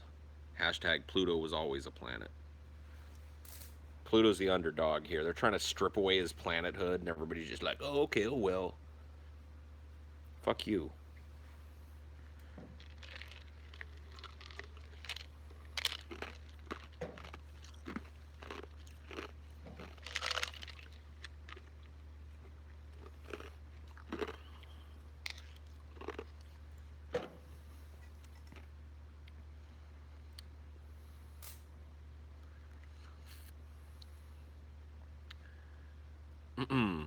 I'd like to live on Pluto, man. That'd be pretty fucking sweet. Have a good view.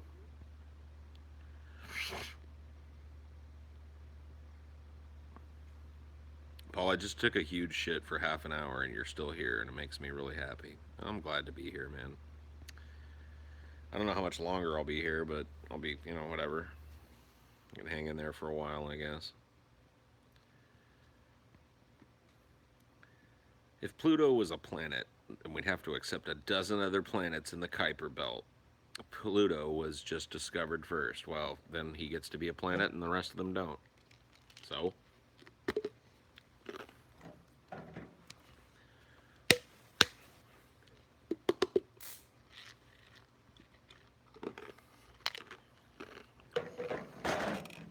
Sounds like a conservative argument to me. No, no, no, no. If we let Pluto be a planet, then all his fucking family from the Kuiper Belt's gonna be coming over here thinking they can be planets too, okay? There are 8 planets in this solar system. There used to be 9 back when we didn't know Pluto was a dirty Kuiper Belter.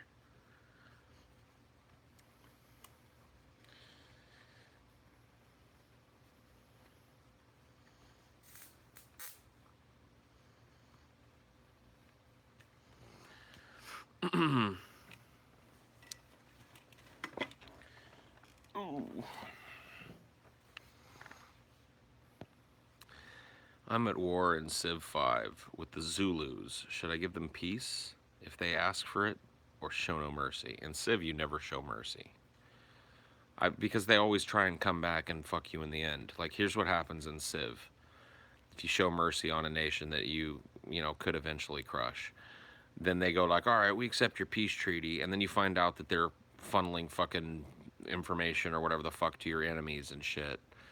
Find out they've joined a fucking alliance with the people who are against you. They're just a bunch of fucks, dude. Dude, if they rose, especially if they initiated it. Now, if you go and they're willing to like, we will be subjugated, please, then you can be like, all right, you can just join the empire. But if they come and fuck with you, you exterminate them off the map.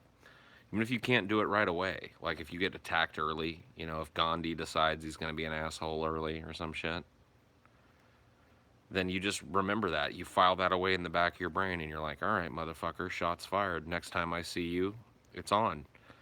Next time I see you in the street, it's on like fucking Donkey Kong. I see how it is. You attacked me. You sent a bowman back in our prehistory to fucking fire arrows at my city. And now I'm coming for that ass. Now I'm coming for that ass, Gandhi. I'm coming for that ass, Gandhi. I never forget. I never forget, dude. You think you're just gonna, we're gonna just enter good diplomatic relations now? You tried to kill me, man. You tried to kill my whole civilization, man. I'm coming for you. I'm coming for that ass.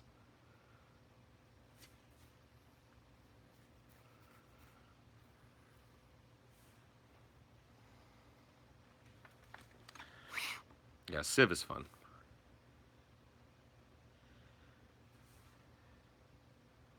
Is there anything a person can do that, while petty, can annoy you to the point where you don't want to spend time around them? Chewing with their mouth open, being argumentative, that sort of thing. I don't like people that feel the need to make up things about themselves because I can immediately tell that they're doing it. And if I'm around somebody like that, I immediately know if they're just a person that's bragging about some shit that they've never done. And I can't abide that in people. Like, I just don't like sitting around and listening to people bullshit. Especially if they, I mean, I guess if a good story comes out of it, then fine. But if it's just like, hey man, let me interject myself into this fucking conversation and show you how worthwhile I am by making up a fucking lie about something that I'm gonna say I did, but I didn't do. Just like, oh, okay. Great, so now the conversation is about some stupid bullshit. Yay.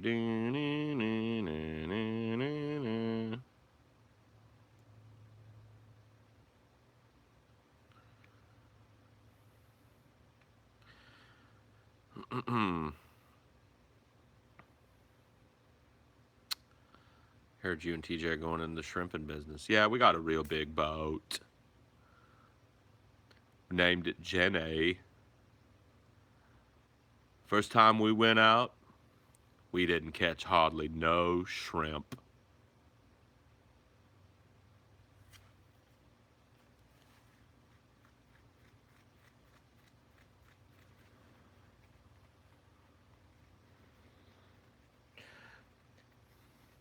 Now, I was just worried about trying to get us out of that storm, but TJ was mad.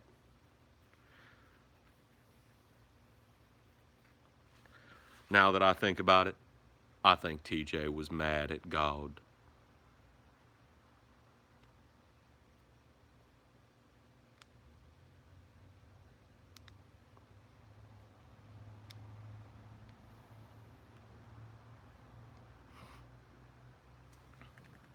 One uppers. Oh yeah, one uppers, man. Oh goddamn, man. I can't stand a fucking one upper. Holy shit, when the conversation happens and you just go like, oh yeah, man, I know about that, dude. I had this fucking blah blah blah blah blah. Yeah, I had this uncle that did that, and yeah. Oh yeah, oh yeah, dude, that's fucking crazy, cause I had this uncle that did that shit too, but he did it twice as good as your uncle did it. It's like, oh, all right. Well, thanks for adding nothing to this fucking conversation, bro.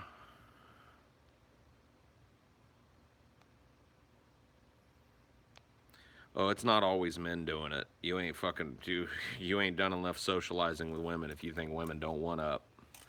They're constantly doing that shit to each other, dude. Constantly.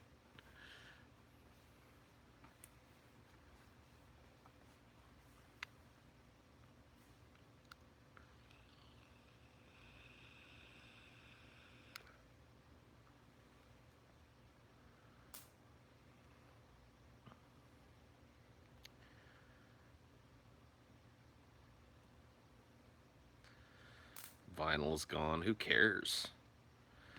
I hate it when people like Vinyl announce like, well, all right, guys. Oh shit, man. It's Vinyl G4 Ace here.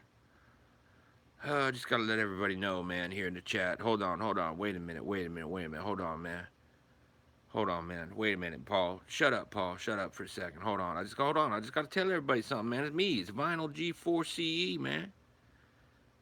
It's me, man. Listen, guys, listen for just a second. Just a second. Hold up. Listen. Shh.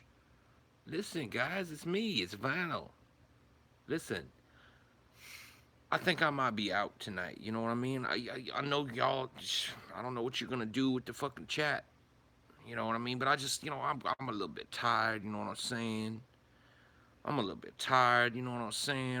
I gotta go. You know what? I got shit to do, man. Hold up, everybody. Hold up.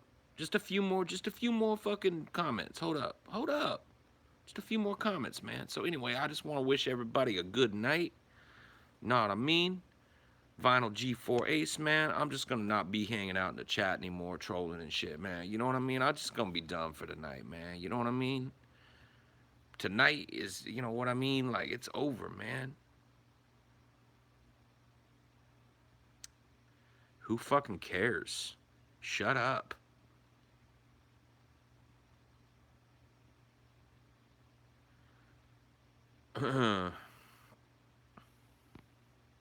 Well, enter. Yawn, enter. I think I'm about to call it quits, enter. Sorry, guys, enter. Gotta go, enter. Things to do tomorrow, enter. Catch you guys next time, enter. Night, Paul, enter. I'm out, Paul, enter. Paul, enter. Just wanted to say goodnight, bud, enter.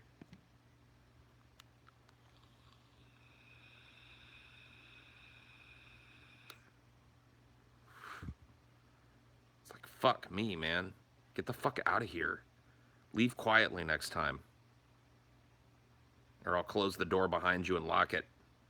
Dipshit.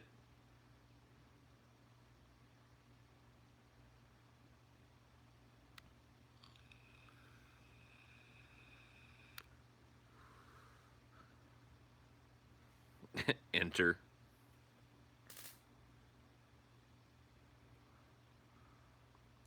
Whoop, whoop. That's the sound of the police.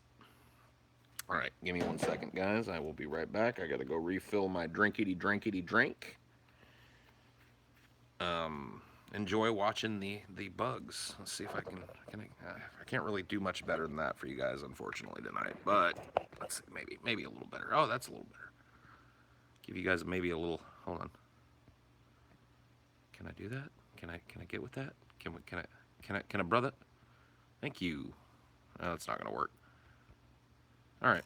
Well, I'll be back in a sec.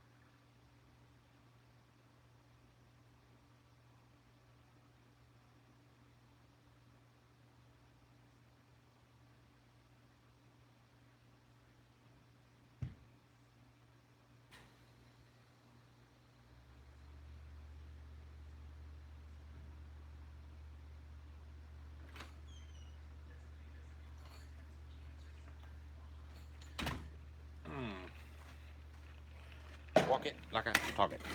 Ooh, shit.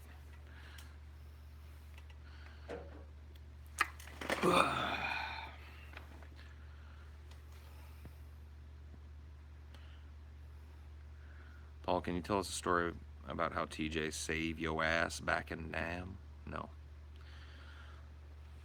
My travels were fruitful. I found many strange new herbs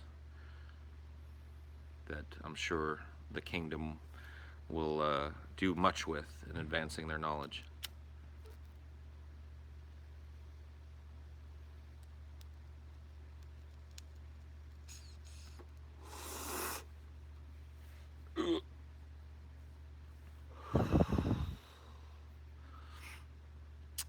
Oops. I gotta pull this fucking shit closer to me now. Let's see if I can do that without knocking everything off. Whoa, okay. Alright. Yay, that worked.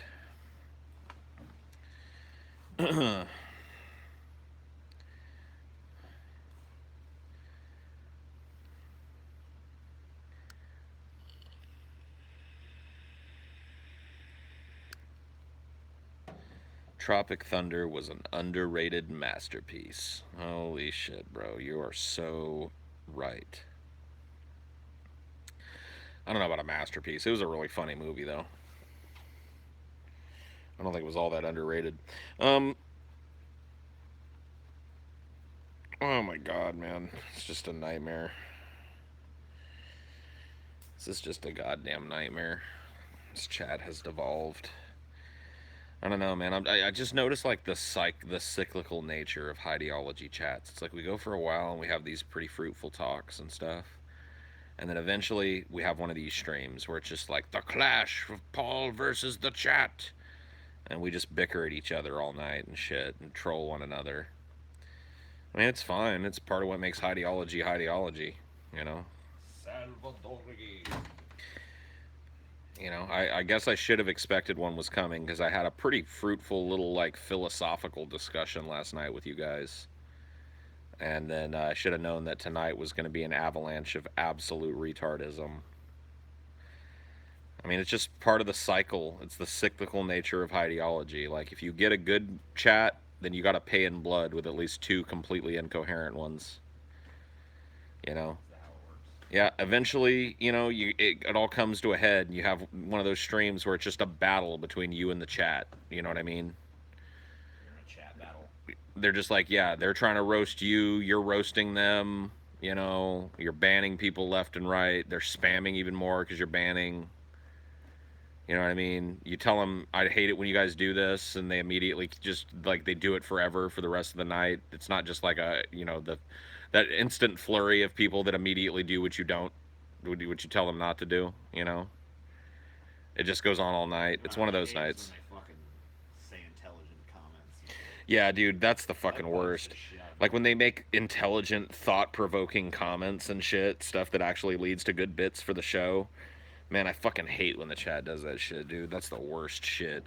Oh my god, dude, I can't tell you how fucking lame that is. Oh yeah, dude. If they really wanted to troll me, just intelligent, insightful commentary all goddamn night. Just great questions that allow for nuanced answers that I can draw on my personal experience for. Yeah, man. Dude, if they did that shit, I would fucking go out of my mind, dude. I would go out of my mind. I hope they don't do that shit, man. I hope they don't troll me the ultimate way that they could troll me. Oh shit, is this mic still on? Fuck! Thought I muted it up. Shit, now they know my weakness, man. I know they're gonna do it, man. They're gonna do it. Any second now, man. Any second now, this retarded fucking drivel is gonna turn into fucking good questions. I swear to God, man. Do you think Trump is a symptom of a temporary bad political weather, or is it more solid direction that the country is heading? What? Get the fuck out of here. I don't know. Yeah, dude. Reverse psychology. No, that's just what it just all comes to a head between us, chat. Like there are times we have a love fest for a few streams, where we're all just like, "Yeah, man, I love this. This is great, Paul. You're fun. You're awesome, man." And then like one of these has to happen, where you just fuck with me all the whole stream. You poke me with a stick. See how mad you can get me. It's these streams where you guys end up being flushed sometimes. It's just, but it's just part of the show. Battles with the chat, Every once in a while we got to go heads up. Don't be sorry. You gotta apologize to me. I mean, I keep coming back for this shit for a reason. I'm an argumentative fuck. I like yelling and getting mad at you fucks. I'm okay with it.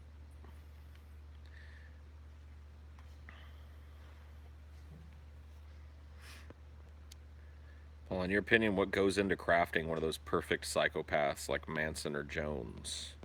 I don't know if either of them was. I don't think either of them was a perfect psychopath. But I mean, in the studies that have been done about psychopathy and shit, well, here's what I know that we know. We know that sometimes it happens without any traumatic event in a person's past. So there's something heritable about psychological illnesses like schizophrenia. Um, and we know that, uh, well, I mean, I don't know that we know anything else beyond that.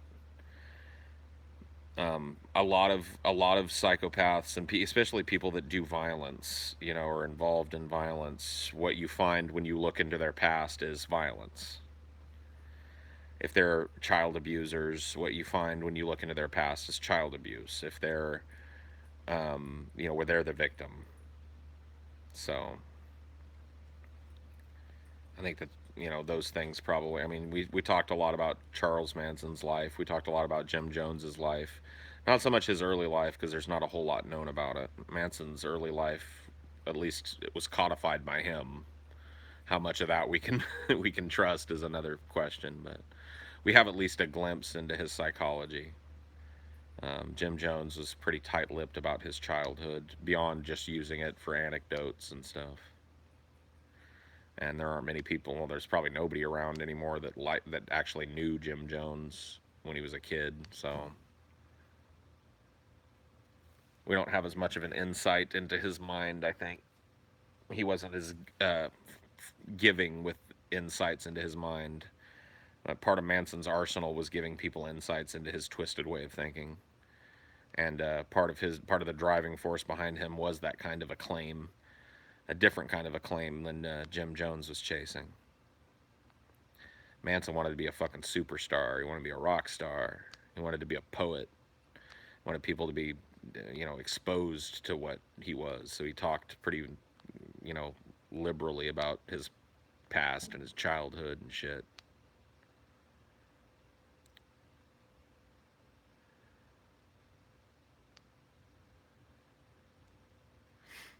Didn't he write a book about his own childhood and shit? What, Manson? Yeah, I don't know. thought we covered something like that. Certainly talked about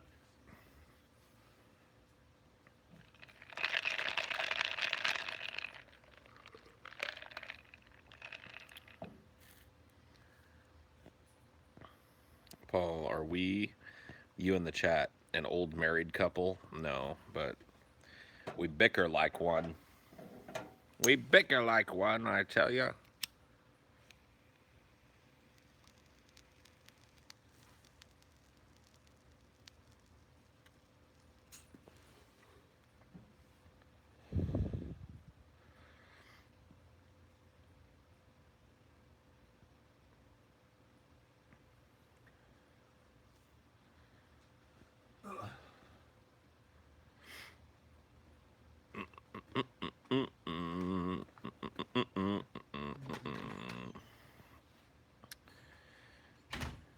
You looking forward to the meetup, or is it kind of an anxiety buildup? I don't get that kind of anxiety. I'm looking forward to doing the work to making it a kick-ass show. I get anxiety about a show a few hours before it starts. That's when my performance anxiety starts to set in, especially if it's like a bit, a production. But in the planning phases and the rehearsal phases and all that shit, I'm like, let's go, let's go, let's go, let's get it.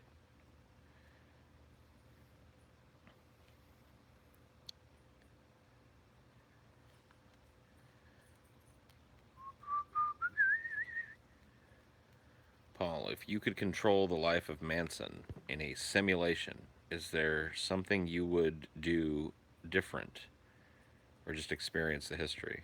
Well, I mean, there would be no point if I. There'd be no point in going back and being Charles Manson and experiencing that if I was just going to be me in Charles Manson's skin. That doesn't make any sense. It's the old being John Malkovich question, right? Because at first, when they go into Malkovich, they can just see through his eyes, but eventually they learn to control him.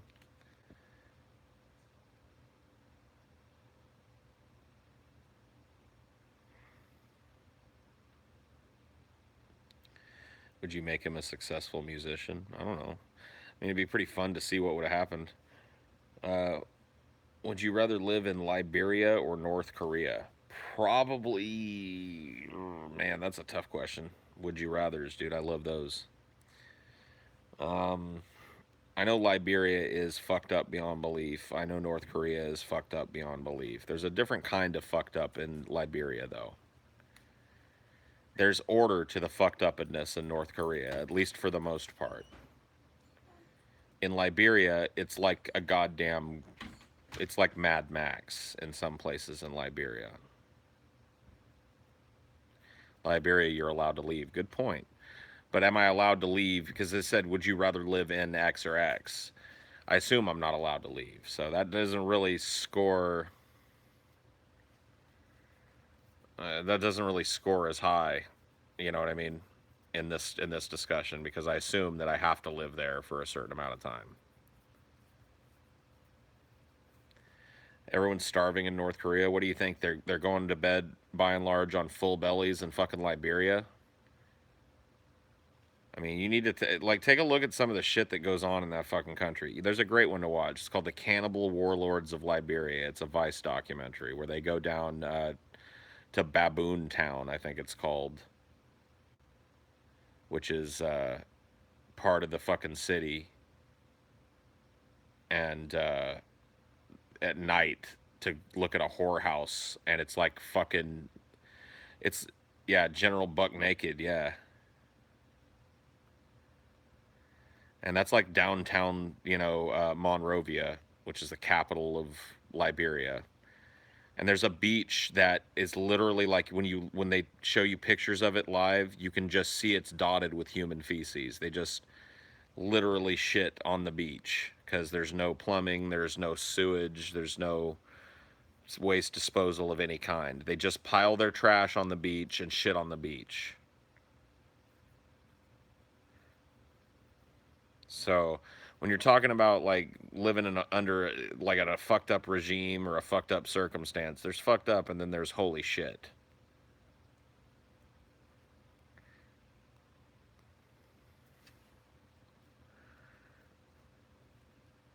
Wakanda. I think that in part this is due to the cycle of Paul. It seems after a few good streams, you subconsciously get in the mood to attack. Thus, when someone acts like an idiot, you are more likely to point. No, no, no, no, no, no, no. I'm willing to admit that I play a role, but I ain't willing to accept this. Paul's responsible for this bullshit narrative you're trying to push.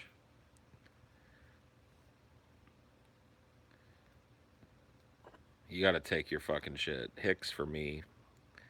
Hicks for me over Carlin, but it's a marginal victory, but a significant one enough for me to know which one I prefer. Hicks for me, please. I'll take Hicks. Do you serve Hicks? Well, I'll take a Hicks. Is there a book you've read recently that's changed you? Yes, I read, and I'm actually in the process of reading it a second time. I read Thomas Ligotti's The Conspiracy Against the Human Race. Somebody, I think it might have been Fraxkull, sent it to me as a present. while I was still in Washington. If it wasn't him, it was one of our other fans. But anyway, I read that book and it was like, wow. Not necessarily in terms of like me learning a lot about myself, but me learning a lot about the people that have thought like me in history and the philosophers that have kind of championed the same causes that I do. And yeah, fun stuff. You tend to disguise. Oh no. You're out of here, bud. I already know you. You're out. You're gorn. You're gorn. Paul, have you ever read the Bible? If so, what are your thoughts on it? I've read the Bible cover to cover once, and I've probably a second time just by chunk. I was actually thinking about reading the Bible pretty soon. To be honest with you, I was actually thinking about doing a Bible study with you guys. As an occasional Highdeology stream for those of you that are interested, where we go through as lay people and read the Bible and try and see what we can infer from what we read. We'll just do that for a whole stream. We'll read a few verses and then we'll stop and talk about what we think it means.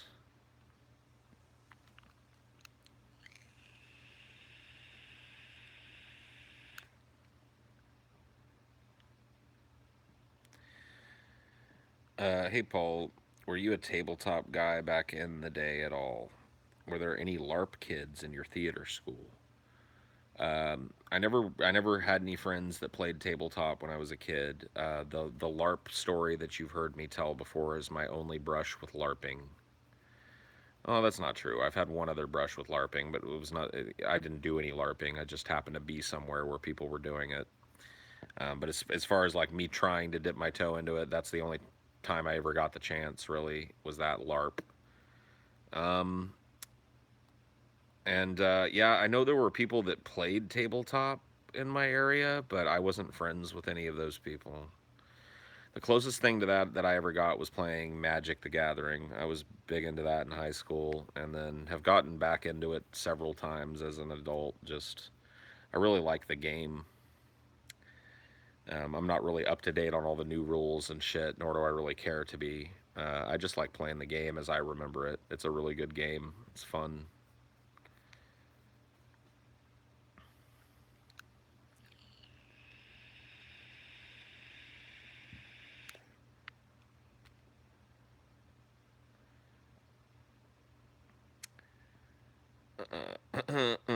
I'm the dungeon master for two separate groups right now. I'm hoping to combine them into one within the next 2 weeks. That's cool, man. I always wanted to do it. I always wanted to fucking, uh, play D&D, either DM or just play as a player. I mean, I'd want to play as a player for a few times first, but I think I'd be a pretty kick-ass DM as I understand the job. But it's a time-consuming hobby, and it's not really easy to get in with people that do it. You know what I mean? People aren't really recruiting a whole lot for their like, oh man, I wish we'd have some fucking stranger join our fun here. It's usually a bunch of friends that get together and do it.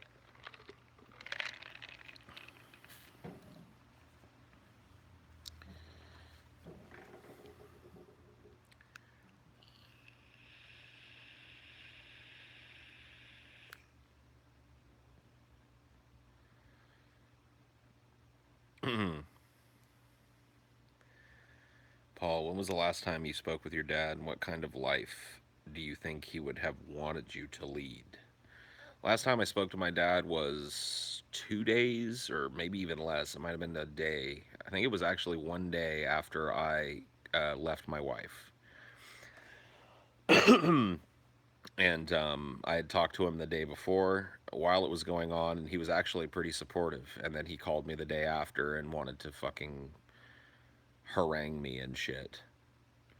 And I told him I didn't want to fucking speak to him anymore, and that was that. And I haven't heard from him. So that was, I don't know. I have a really bad conception of time. So that would have been late 2015. Am I wrong about? No. I'm totally wrong about that. That would have been late 2016. Right?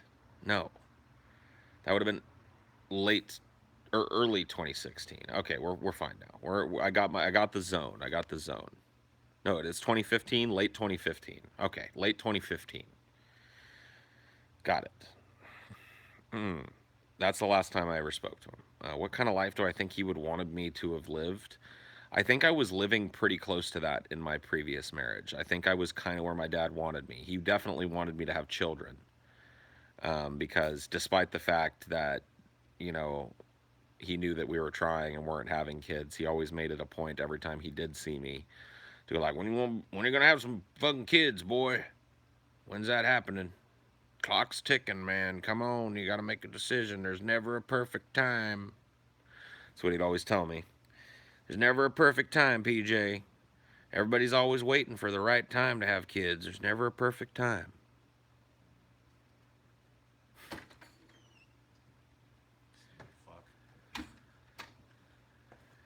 Fuck. Excuse me.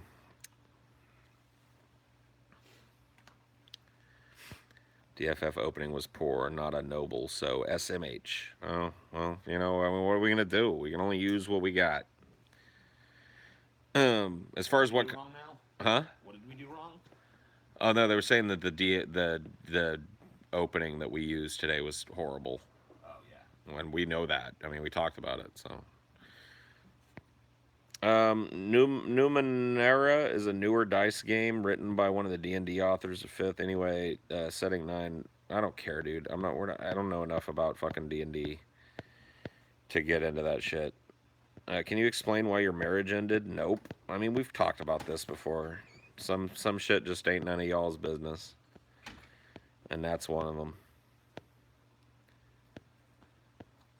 What video you saw years ago that still stands out fresh in your mind? It's a video that I saw years ago. I mean, I saw that babushka video years ago, and I still chuckle when I think about that motherfucking video. That video lit my fire for a long time. That it's so horrible because that poor old woman's scared to death, but god damn, dude, the way she just stiffens up like a board and screeches as he. I mean, it's just one of the funniest fucking things I ever seen. I'm sorry. It's just the funniest shit. What was the first TJ video I ever saw? I can picture where he was sitting in my mind, but I don't remember what the fuck he was talking about. That's the fucked up thing. He was sitting. It looked like he was doing it maybe from a laptop or some shit. So it was kind of down up shot, and he was sitting at what looked like maybe a desk or some shit. And he was in a room with white walls. I don't remember what the fuck he was talking about. It was one of your like. It was like a list or some shit. No, it wasn't a list. It was like a. I don't know, one of your very early teardowns of Christianity or whatever the fuck. Why I'm not a Christian, maybe sounds familiar. Did you do a video like that? I think I might have. There is new developments in the project. Oh yeah, You should. updates. Oh shit, dude. Oh man, after this ends, I'm fucking. I know exactly where I'm going. Oh.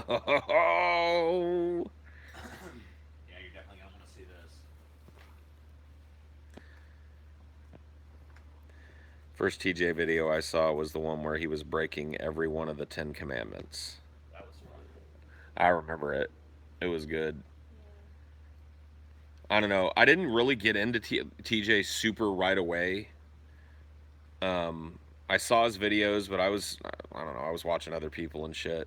And I started to get into TJ when drama started to happen. That's when I really started watching TJ all the time. Was when the ASU shit started going down and the whole internet was on fire because of it. Or, well, at least our little corner of the internet was on fire. Everybody's like, no, he's a fucking retard. I was like, oh man, yeah, this dude's creating waves. All right, I'll watch what he be doing. By the way, when playing GeoGuessr, the trees won't help. All trees grow tall and thin when placed near other trees to maximize light exposure. I mean, the type of trees would help. The vegetation definitely helps. like knowing like if I see a type of like there are Joshua trees in the high desert in California that only grow in a couple other places in the world. So if I see Joshua trees and an American looking road, I'm gonna have a good idea that we're in the high desert in California somewhere. You know what I mean? Like you got to know some of this shit. If there's nothing but evergreen pines or deciduous firs or whatever the fuck around, you're probably at a high elevation. That's important to know.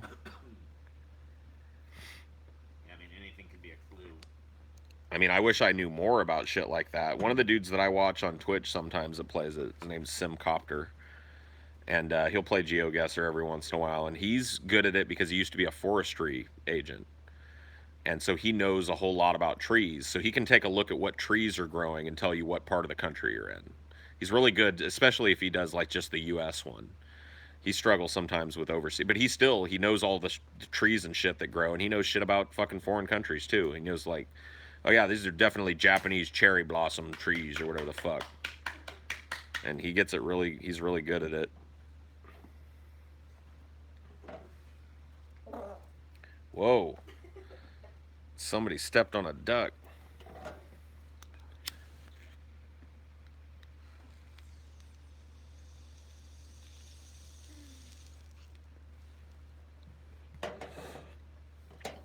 Who tooted?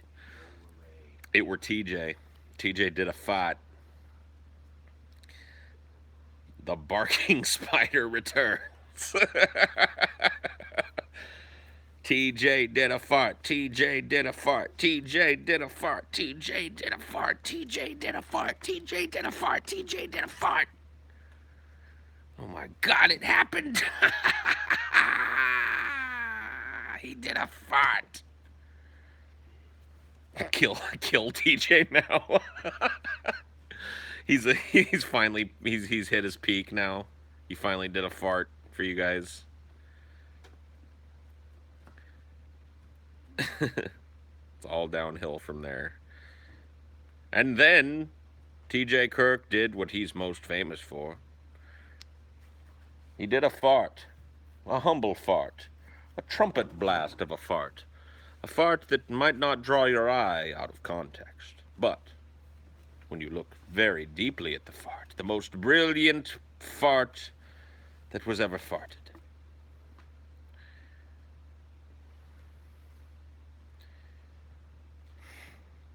Man, I know, dude. Where's fucking Thursday Lane and shit when you need him? He's always in here trolling for me to do a fart, and then TJ comes over here and blasts ass, and he's just not here. That dude just don't know how to get what he wants. What a loser. What a total fucking maroon. Do a fart. Do a fart, Palsy. Go. Do it.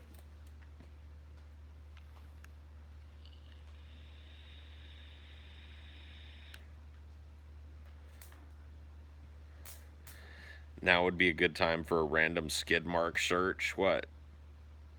All right, TJ, spread them. Put your hands against the wall, asshole. Got any skid marks back here I need to know about? Huh? Any duty gonna get on my fingers when I reach back there? Probably. Oh, you sick fuck. People like you disgust me, TJ. Taking you to the pokey. Dun, dun, dun, dun, dun, dun. You're going to the pokey. I always thought that was the weirdest name for a jail. Did you ever, anybody say you were going to get taken to the pokey? No? No. That was like a slang term that people in my area used to call jail, to the pokey. You're going to the pokey.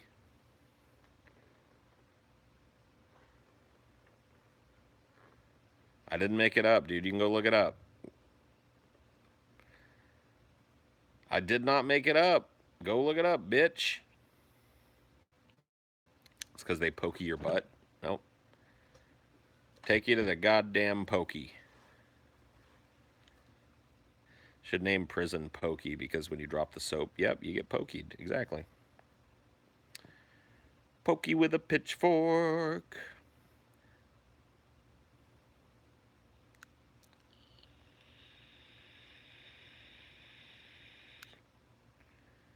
That is definitely a common American usage. See? Boom, bitches. Boom. What do you got to say now? See those assholes that were totally wrong about me? They never have to atone for that bullshit. They just disappear and find something else to be wrong about. Told you the pokey was a real thing. The hooskow, yeah. I didn't grow up around the hooskow, but I had to learn a song that had the word hooskow in it.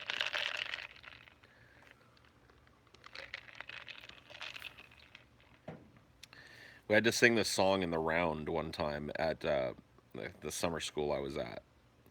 And I still remember the lyrics to it to this day. It was, when I get drunk on a gallon of Carlo Rossi, I lose control and I beat people up and spend the night in the old hooskow. That's the whole song, and then you sing it in the round. So I would start with, when I get drunk, and then somebody else would go, when I get drunk. It actually sounds really cool when you got 3 or 4 people doing it right. It creates a whole new song. It's really neat. The Slammer, yeah.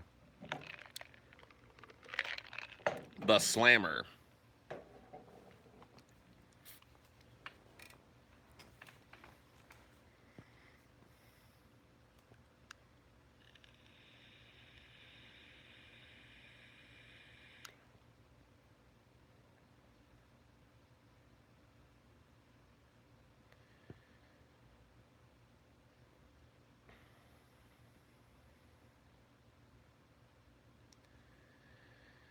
I will bring you a good opening with teats. Okay, well, you can't do too many teats. They can't have any nipples on the teats. But I don't think there's any rules on YouTube against having some jiggly boobs, some cleave. So if you want to do some cleavage, intro making, I'm fine with that. I once thought that it was referred to the door slamming shut and locking, but it might actually refer to getting slammed in a shower. Maybe. I think it's probably just the door slamming. Why are Americans such prudes? We're not just prudes. You misunderstand us if you find us to just. Now, we are prudish, but to call us just prudes is to misunderstand the hypocrisy of the American people. We're prudes, but we're fucking obsessed with sex. A true prude is somebody who's genuinely disgusted by the idea of sex or is totally like doesn't want people to talk about it. We're prudish, but we're also obsessed, and it's everywhere. And because we're prudish, it's such a power over us that it isn't over people in other places. People who see sexual content as a more regular thing, that don't, fucking make a mass protest every time a billboard is put up with some cleavage in it. People that are like comfortable enough with their sexuality and bodies to know that everybody's got their own thing. Like they don't corporations don't have as much power over them when it comes to advertising that type of shit as they do in an ignorant population. So, you know what I mean? Our own prudish nature is just exploited against us. But it's a very hypocritical prudishness because we're simultaneously pretty prudish, especially considering a Western nation. But we're also fucking way more than you are. I love the story that of the guy with the allegations of strangling, putting forward stronger punishments for strangulation. Yeah, isn't that great? Gotta love it, man. Can you marry Scotty? Do you have? Yeah, dude. If he wants to marry you and you want to marry him, you got my blessing, bro. You got my blessing. Go with God. L'chaim, the two of you crazy boys. Do you think this is because most of the American people would rather put up a sham rather than to show themselves for what they really are? Well, yeah. And that's everybody, though. Anybody that's gotten an implausible fucking political ideology to sell you is always going to be very, very discreet about how much they actually reveal to you until they are sure that you're on the level with them. And it happens all over the place, constantly. People are always doing these little litmus tests where they drop something. I mean, we see it a lot now in the crazy fucking neo-Nazi content that's popular. You know, where it's just constant little references, but never coming right out and doing the Roman salute. No, they must be bare and plump like fruit. Okay. Did you know that someone? Oh yeah, I saw that someone spray painted Nazi shit and JF's name somewhere, and his response was, "This was not a fan of mine. I know it. This was an agent who is against me, who is trying to make, slander my name in public. I've seen it too many times." It's like, oh, okay.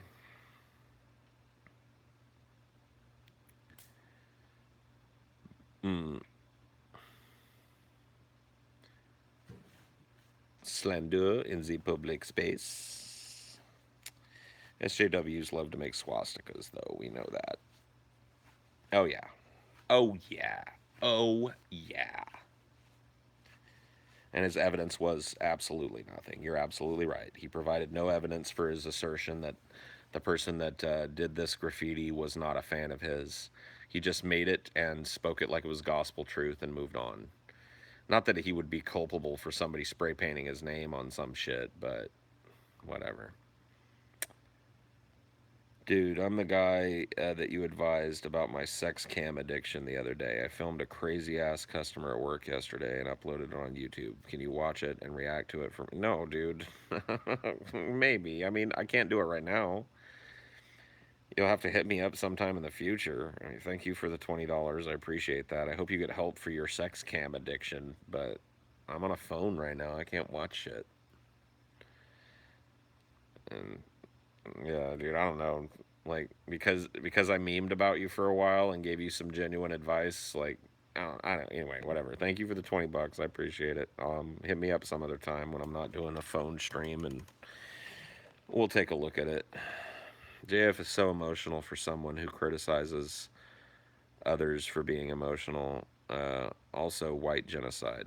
Yeah, yeah, white genocide, dude.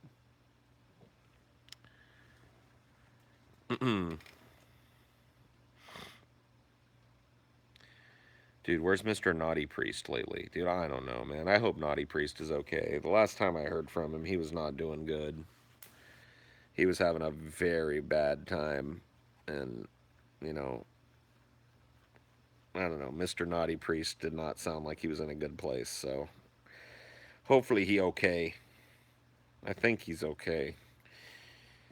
He lost crypto gains, maybe. Could be. I mean, you are addicted to watching if it's true. You don't get over an addiction to pornography in one day and go like I'm cured, praise God. No, you're still an addict. Once an addict, always an addict. Remember that. Hey Paul, what's better in your opinion, Piggly Wiggly or cigarette? I like going down to the Piggly Wiggly to smoke a cigarette. I buy my cigarettes at the Piggly Wiggly.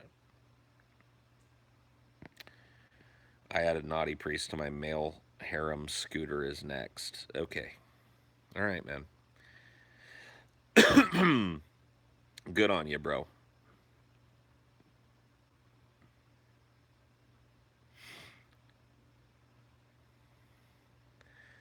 Would you like to do a nationwide DFF tour someday? Yes. I jack off 3 to 4 times every day since I was around 12. My friends say they only jack off once a week, but I find that really hard to believe. Damn, dude. I feel like this is like that was almost confessional for you in nature. Do you feel better now that you got that off your chest?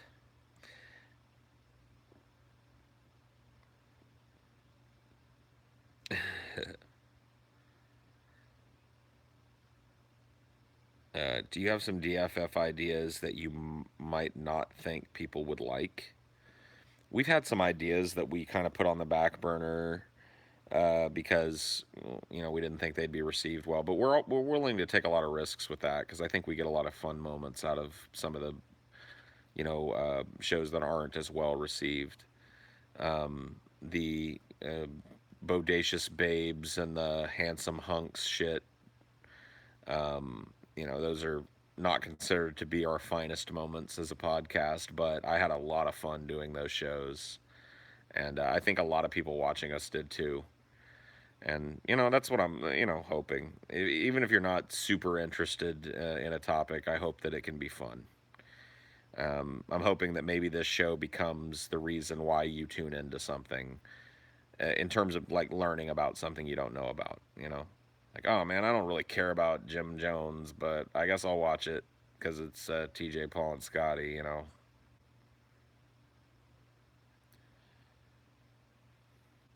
And then you end up go like, oh yeah, it's kind of fun. Yeah, learned something, laughed a few times. I like learning, but I've enjoyed the lowbrow episodes best. Yeah, man. I mean, that dude, I love lowbrow humor and shit. So,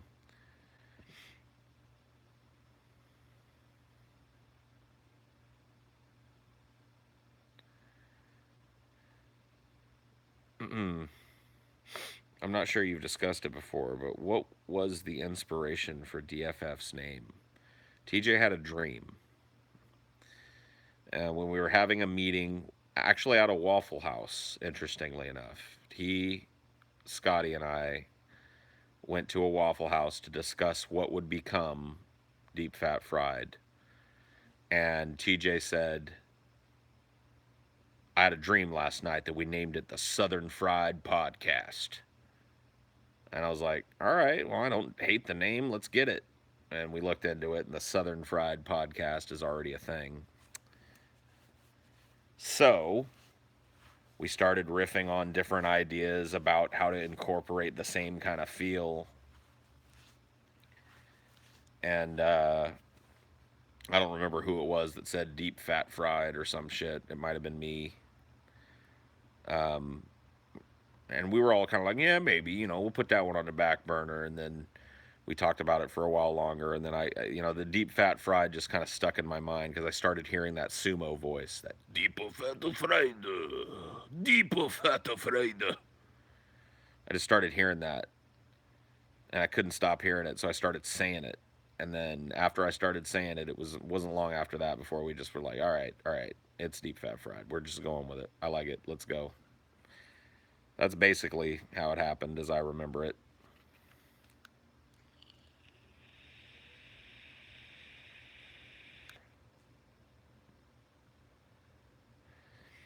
I almost died from laughter when you ripped your shirt off. I'm glad I got that Jude Law shirt, man. I've always said DFF isn't about the subject, it's about the bands. Yeah, Sit. I mean, that's kind of the point, right? Pants. DFF is not trying to be a super informational podcast, although it can be. I learned shit doing the show. It's more about the banter that's created around the subject and the passion that the people doing the show have for the It's got subject. information. Paul's wrong. Oh shit, TJ just undermined me, dude. Paul's vision of the show is fucking all fucked up. You don't know. You Dude, don't know. my artistic vision for the show is King TJ. I guess some people said. I mean, I knew Scotty's mic cut out at least once during the show. But I guess it cut out a few times. Oh really? So I need to go check his cable. Oh shit, man. Yeah, we just got to get that fucking dude out here. We need help. Help. He said he's gonna get back to me tomorrow. Okay. But he can come. He's thinking he's gonna come either this Monday or the Monday after. Oh, well, I hope it's this Monday, but yeah, I mean, as soon as he can fucking get here, we need it. We need it. We need it. Probably have all kinds of equipment recommendations and shit. Buy some shit. So I can get a time frame. Did you guys come up with a concept for DFF before or after leaving Washington? After. After. Yeah, it happened. Long after. Yeah, very close to the time that we left DP. I mean, we pretty much had it in our heads we were gonna do a different show. But like the structure of it didn't really exist until around that We time. didn't know what it was gonna be yet. DFF. At first, we really were thinking like we'll just do fucking DP. Then we're like, that's not what we want, really. I mean, yeah, that's basically how it unfolded. When we first quit, it was like, should we just do our own like clone show? But then we're like, that's lame. None of us wanted that. You know, we thought it was kind of appealing from like we could appeal to the same crowd kind of thing, built-in audience. But ultimately, we all decided that's not what we wanted to be doing. So we came up with DFF. Yep. Just a series of a bunch of conversations between all of us. And even we didn't really know what it was going to be Nope. at first. I mean, yeah, the first 2 or 3 episodes, we were basically winging it. I mean, we knew kind of what we were going for, but it was just like, well, we're just going to throw this out there and see what people like about it and don't, you know. And that's always the hardest part about starting something new is that first step. You know what I mean? Especially when you know you have a big audience of people who watched your previous shows, Yeah. recognizing it, There's all this expectation. knowing that what you're giving them is something that's going to be very different, and knowing that a lot of them are going to be like, "What the fuck? Yeah. Is it DP2?" Yep. But I'm super happy about it, man. I really like where the show's at, where it's going, and You can see the newest version. cool, man. Is it like getting close to being like done? Cool. It's like super close. Oh shit, It only dude. needs one more pass through, he said. Oh shit, dude. That's fucking amazing. I like it. It's practically usable as it is now. Oh, dude. Hurry up and die, battery pack. It's got 1 bar left. I'm gonna do this until my battery pack dies. Yeah, if you want to go look at it it's on my computer. You can just go watch it. I'll hold the fort for. It's up on your computer right now. Yeah, all you gotta do All is right, yeah, play. yeah. Hold the fort. I'll fucking interject clips for a minute. Yeah. I think you should really see what's going on.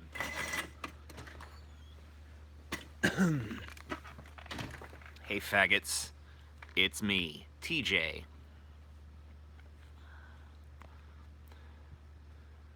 Dun dun dun dun dun dun dun dun dun. You don't know what's what.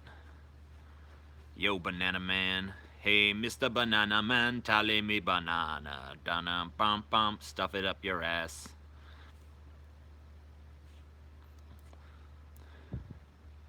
Yo, TJ, how's it going? It's going good, cool man. How you doing? How you doing, cool man? Cool man is a sin. Do I like Frank Zappa? Yes, I do. I like him better as a person than as a musician, but that's okay.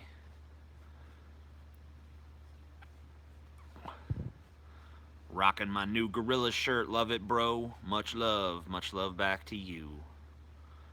What it do, TJ? It do well.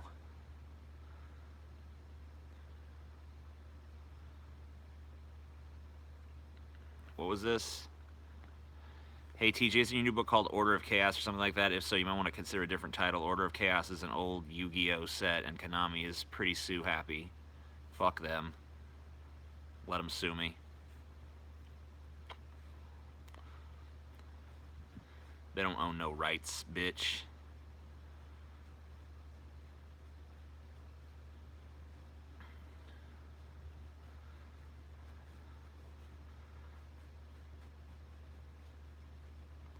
I don't know what they're going to sue me for anyway. I'm pretty sure Konami has more money than I do. I should sue them for preemptively stealing my shit. Fart in Paul's phone. I'm not going to do that. First of all, I don't have a fart brewing. Second of all, I don't see the point in farting on Paul's phone.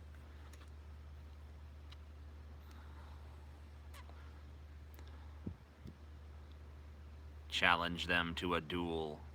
Okay.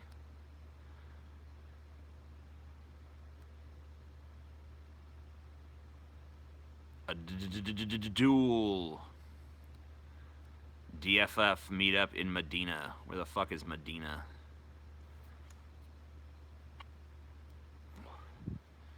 Yu-Gi-Oh card battle. According to Scott, the show was going to be called Scampy Fries. What the hell? Middle East. Hell yeah, Middle East meetup.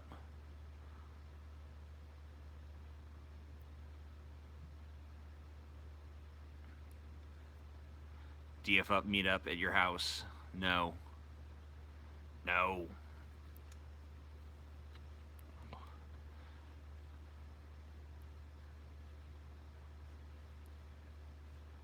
DFF meetup in DFF studios. Our studio's barely big enough for the 3 of us.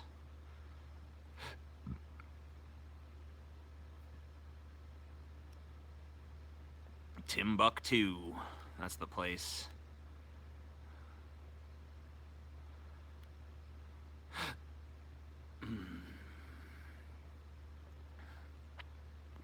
DFF meetup in Festus. Okay. We can do it. It shall be done.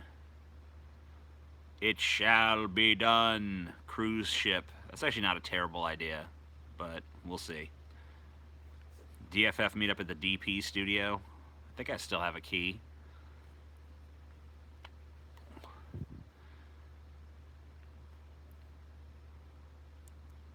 It was Jacques Mock, dude, not Pock Mock.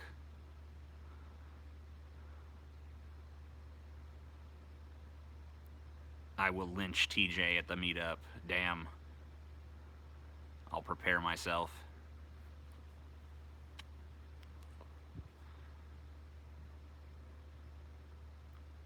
It's gonna be 100 plus weather during that meetup. Cool. There's probably multiple Waffle Houses off of I-95. I'm coming to lynch TJ. Damn. Well, Ashley, you could lynch me here. You don't even have to fucking... You don't even have to come to the meetup to lynch me. You can just lynch me at the house. I could just walk outside one day, a noose fucking slips around my neck. I look up, Ashley's standing up there on the roof. She lifts.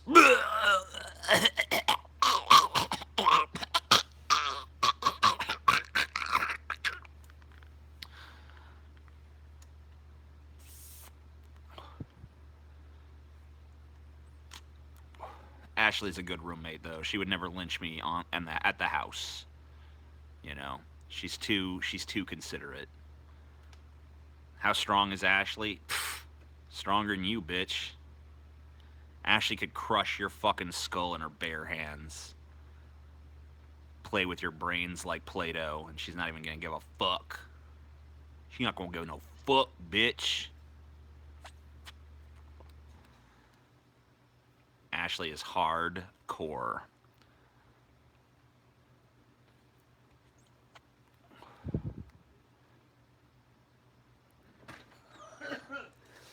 Holy shit, dude. I gotta watch it 4 times, TJ. I gotta watch it 4 fucking times, TJ. I probably watched it like 10. So. I wanted to sit there and keep watching it, but I forgot I left you out here. Fuck me. Holy shit, dude. That's beyond fucking epic. Oh my god, you guys have no fucking clue, man. You have no clue. No clue. You have no clue.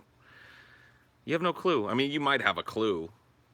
We've dropped some hints here and there, but holy fucking shit, dude. Holy shit, bro. Holy fucking shit, dude. I watched it 4 fucking times. I watched it once and I was like, well, I'm gonna have to watch this at least one more time before I go back out there. And I watched it again and I was like, all right, one more time, and then I'll go back out there. And then I got to the end of that and I just hit play again. There was no rationalization. I was like, oh, yep, 4. Dude, I'm beyond psyched about that. That's fucking crazy good. What is it? Missed it? You didn't miss shit. I ain't telling you what it is. You guys don't get to know until you know. You don't know yet. And if you don't know, now you know. You'll know eventually. Looking like it might not be long before you know. Oh yeah, it won't be long at all. Like, it could be literally like we might. I don't know, dude. Next week, maybe the week after. At the longest, I'd say the week after. I mean, you guys are It's imminent, man. Might even be before then. I don't know.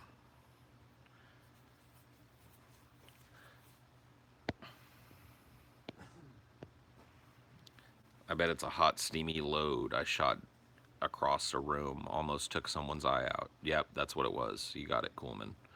Gorilla versus Jock Mock. How does he escape the trees, Paul, huh? In the endless dirt road, Gorilla is done. Oh, shit. You're right. Jock Mock was just an endless dirt fucking road. Oh, I don't know, man.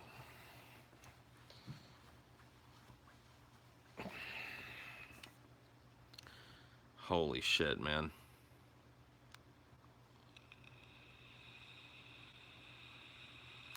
That was too goddamn cool. Holy shit, man. Gorilla versus Mecha Gorilla. Yeah. Who would win? Alright, well, my battery pack finally died, and that's when I said I was going to end this fucking thing. So I'm ending this fucking thing. Thank you guys for chilling. I'll see you next time. Bye.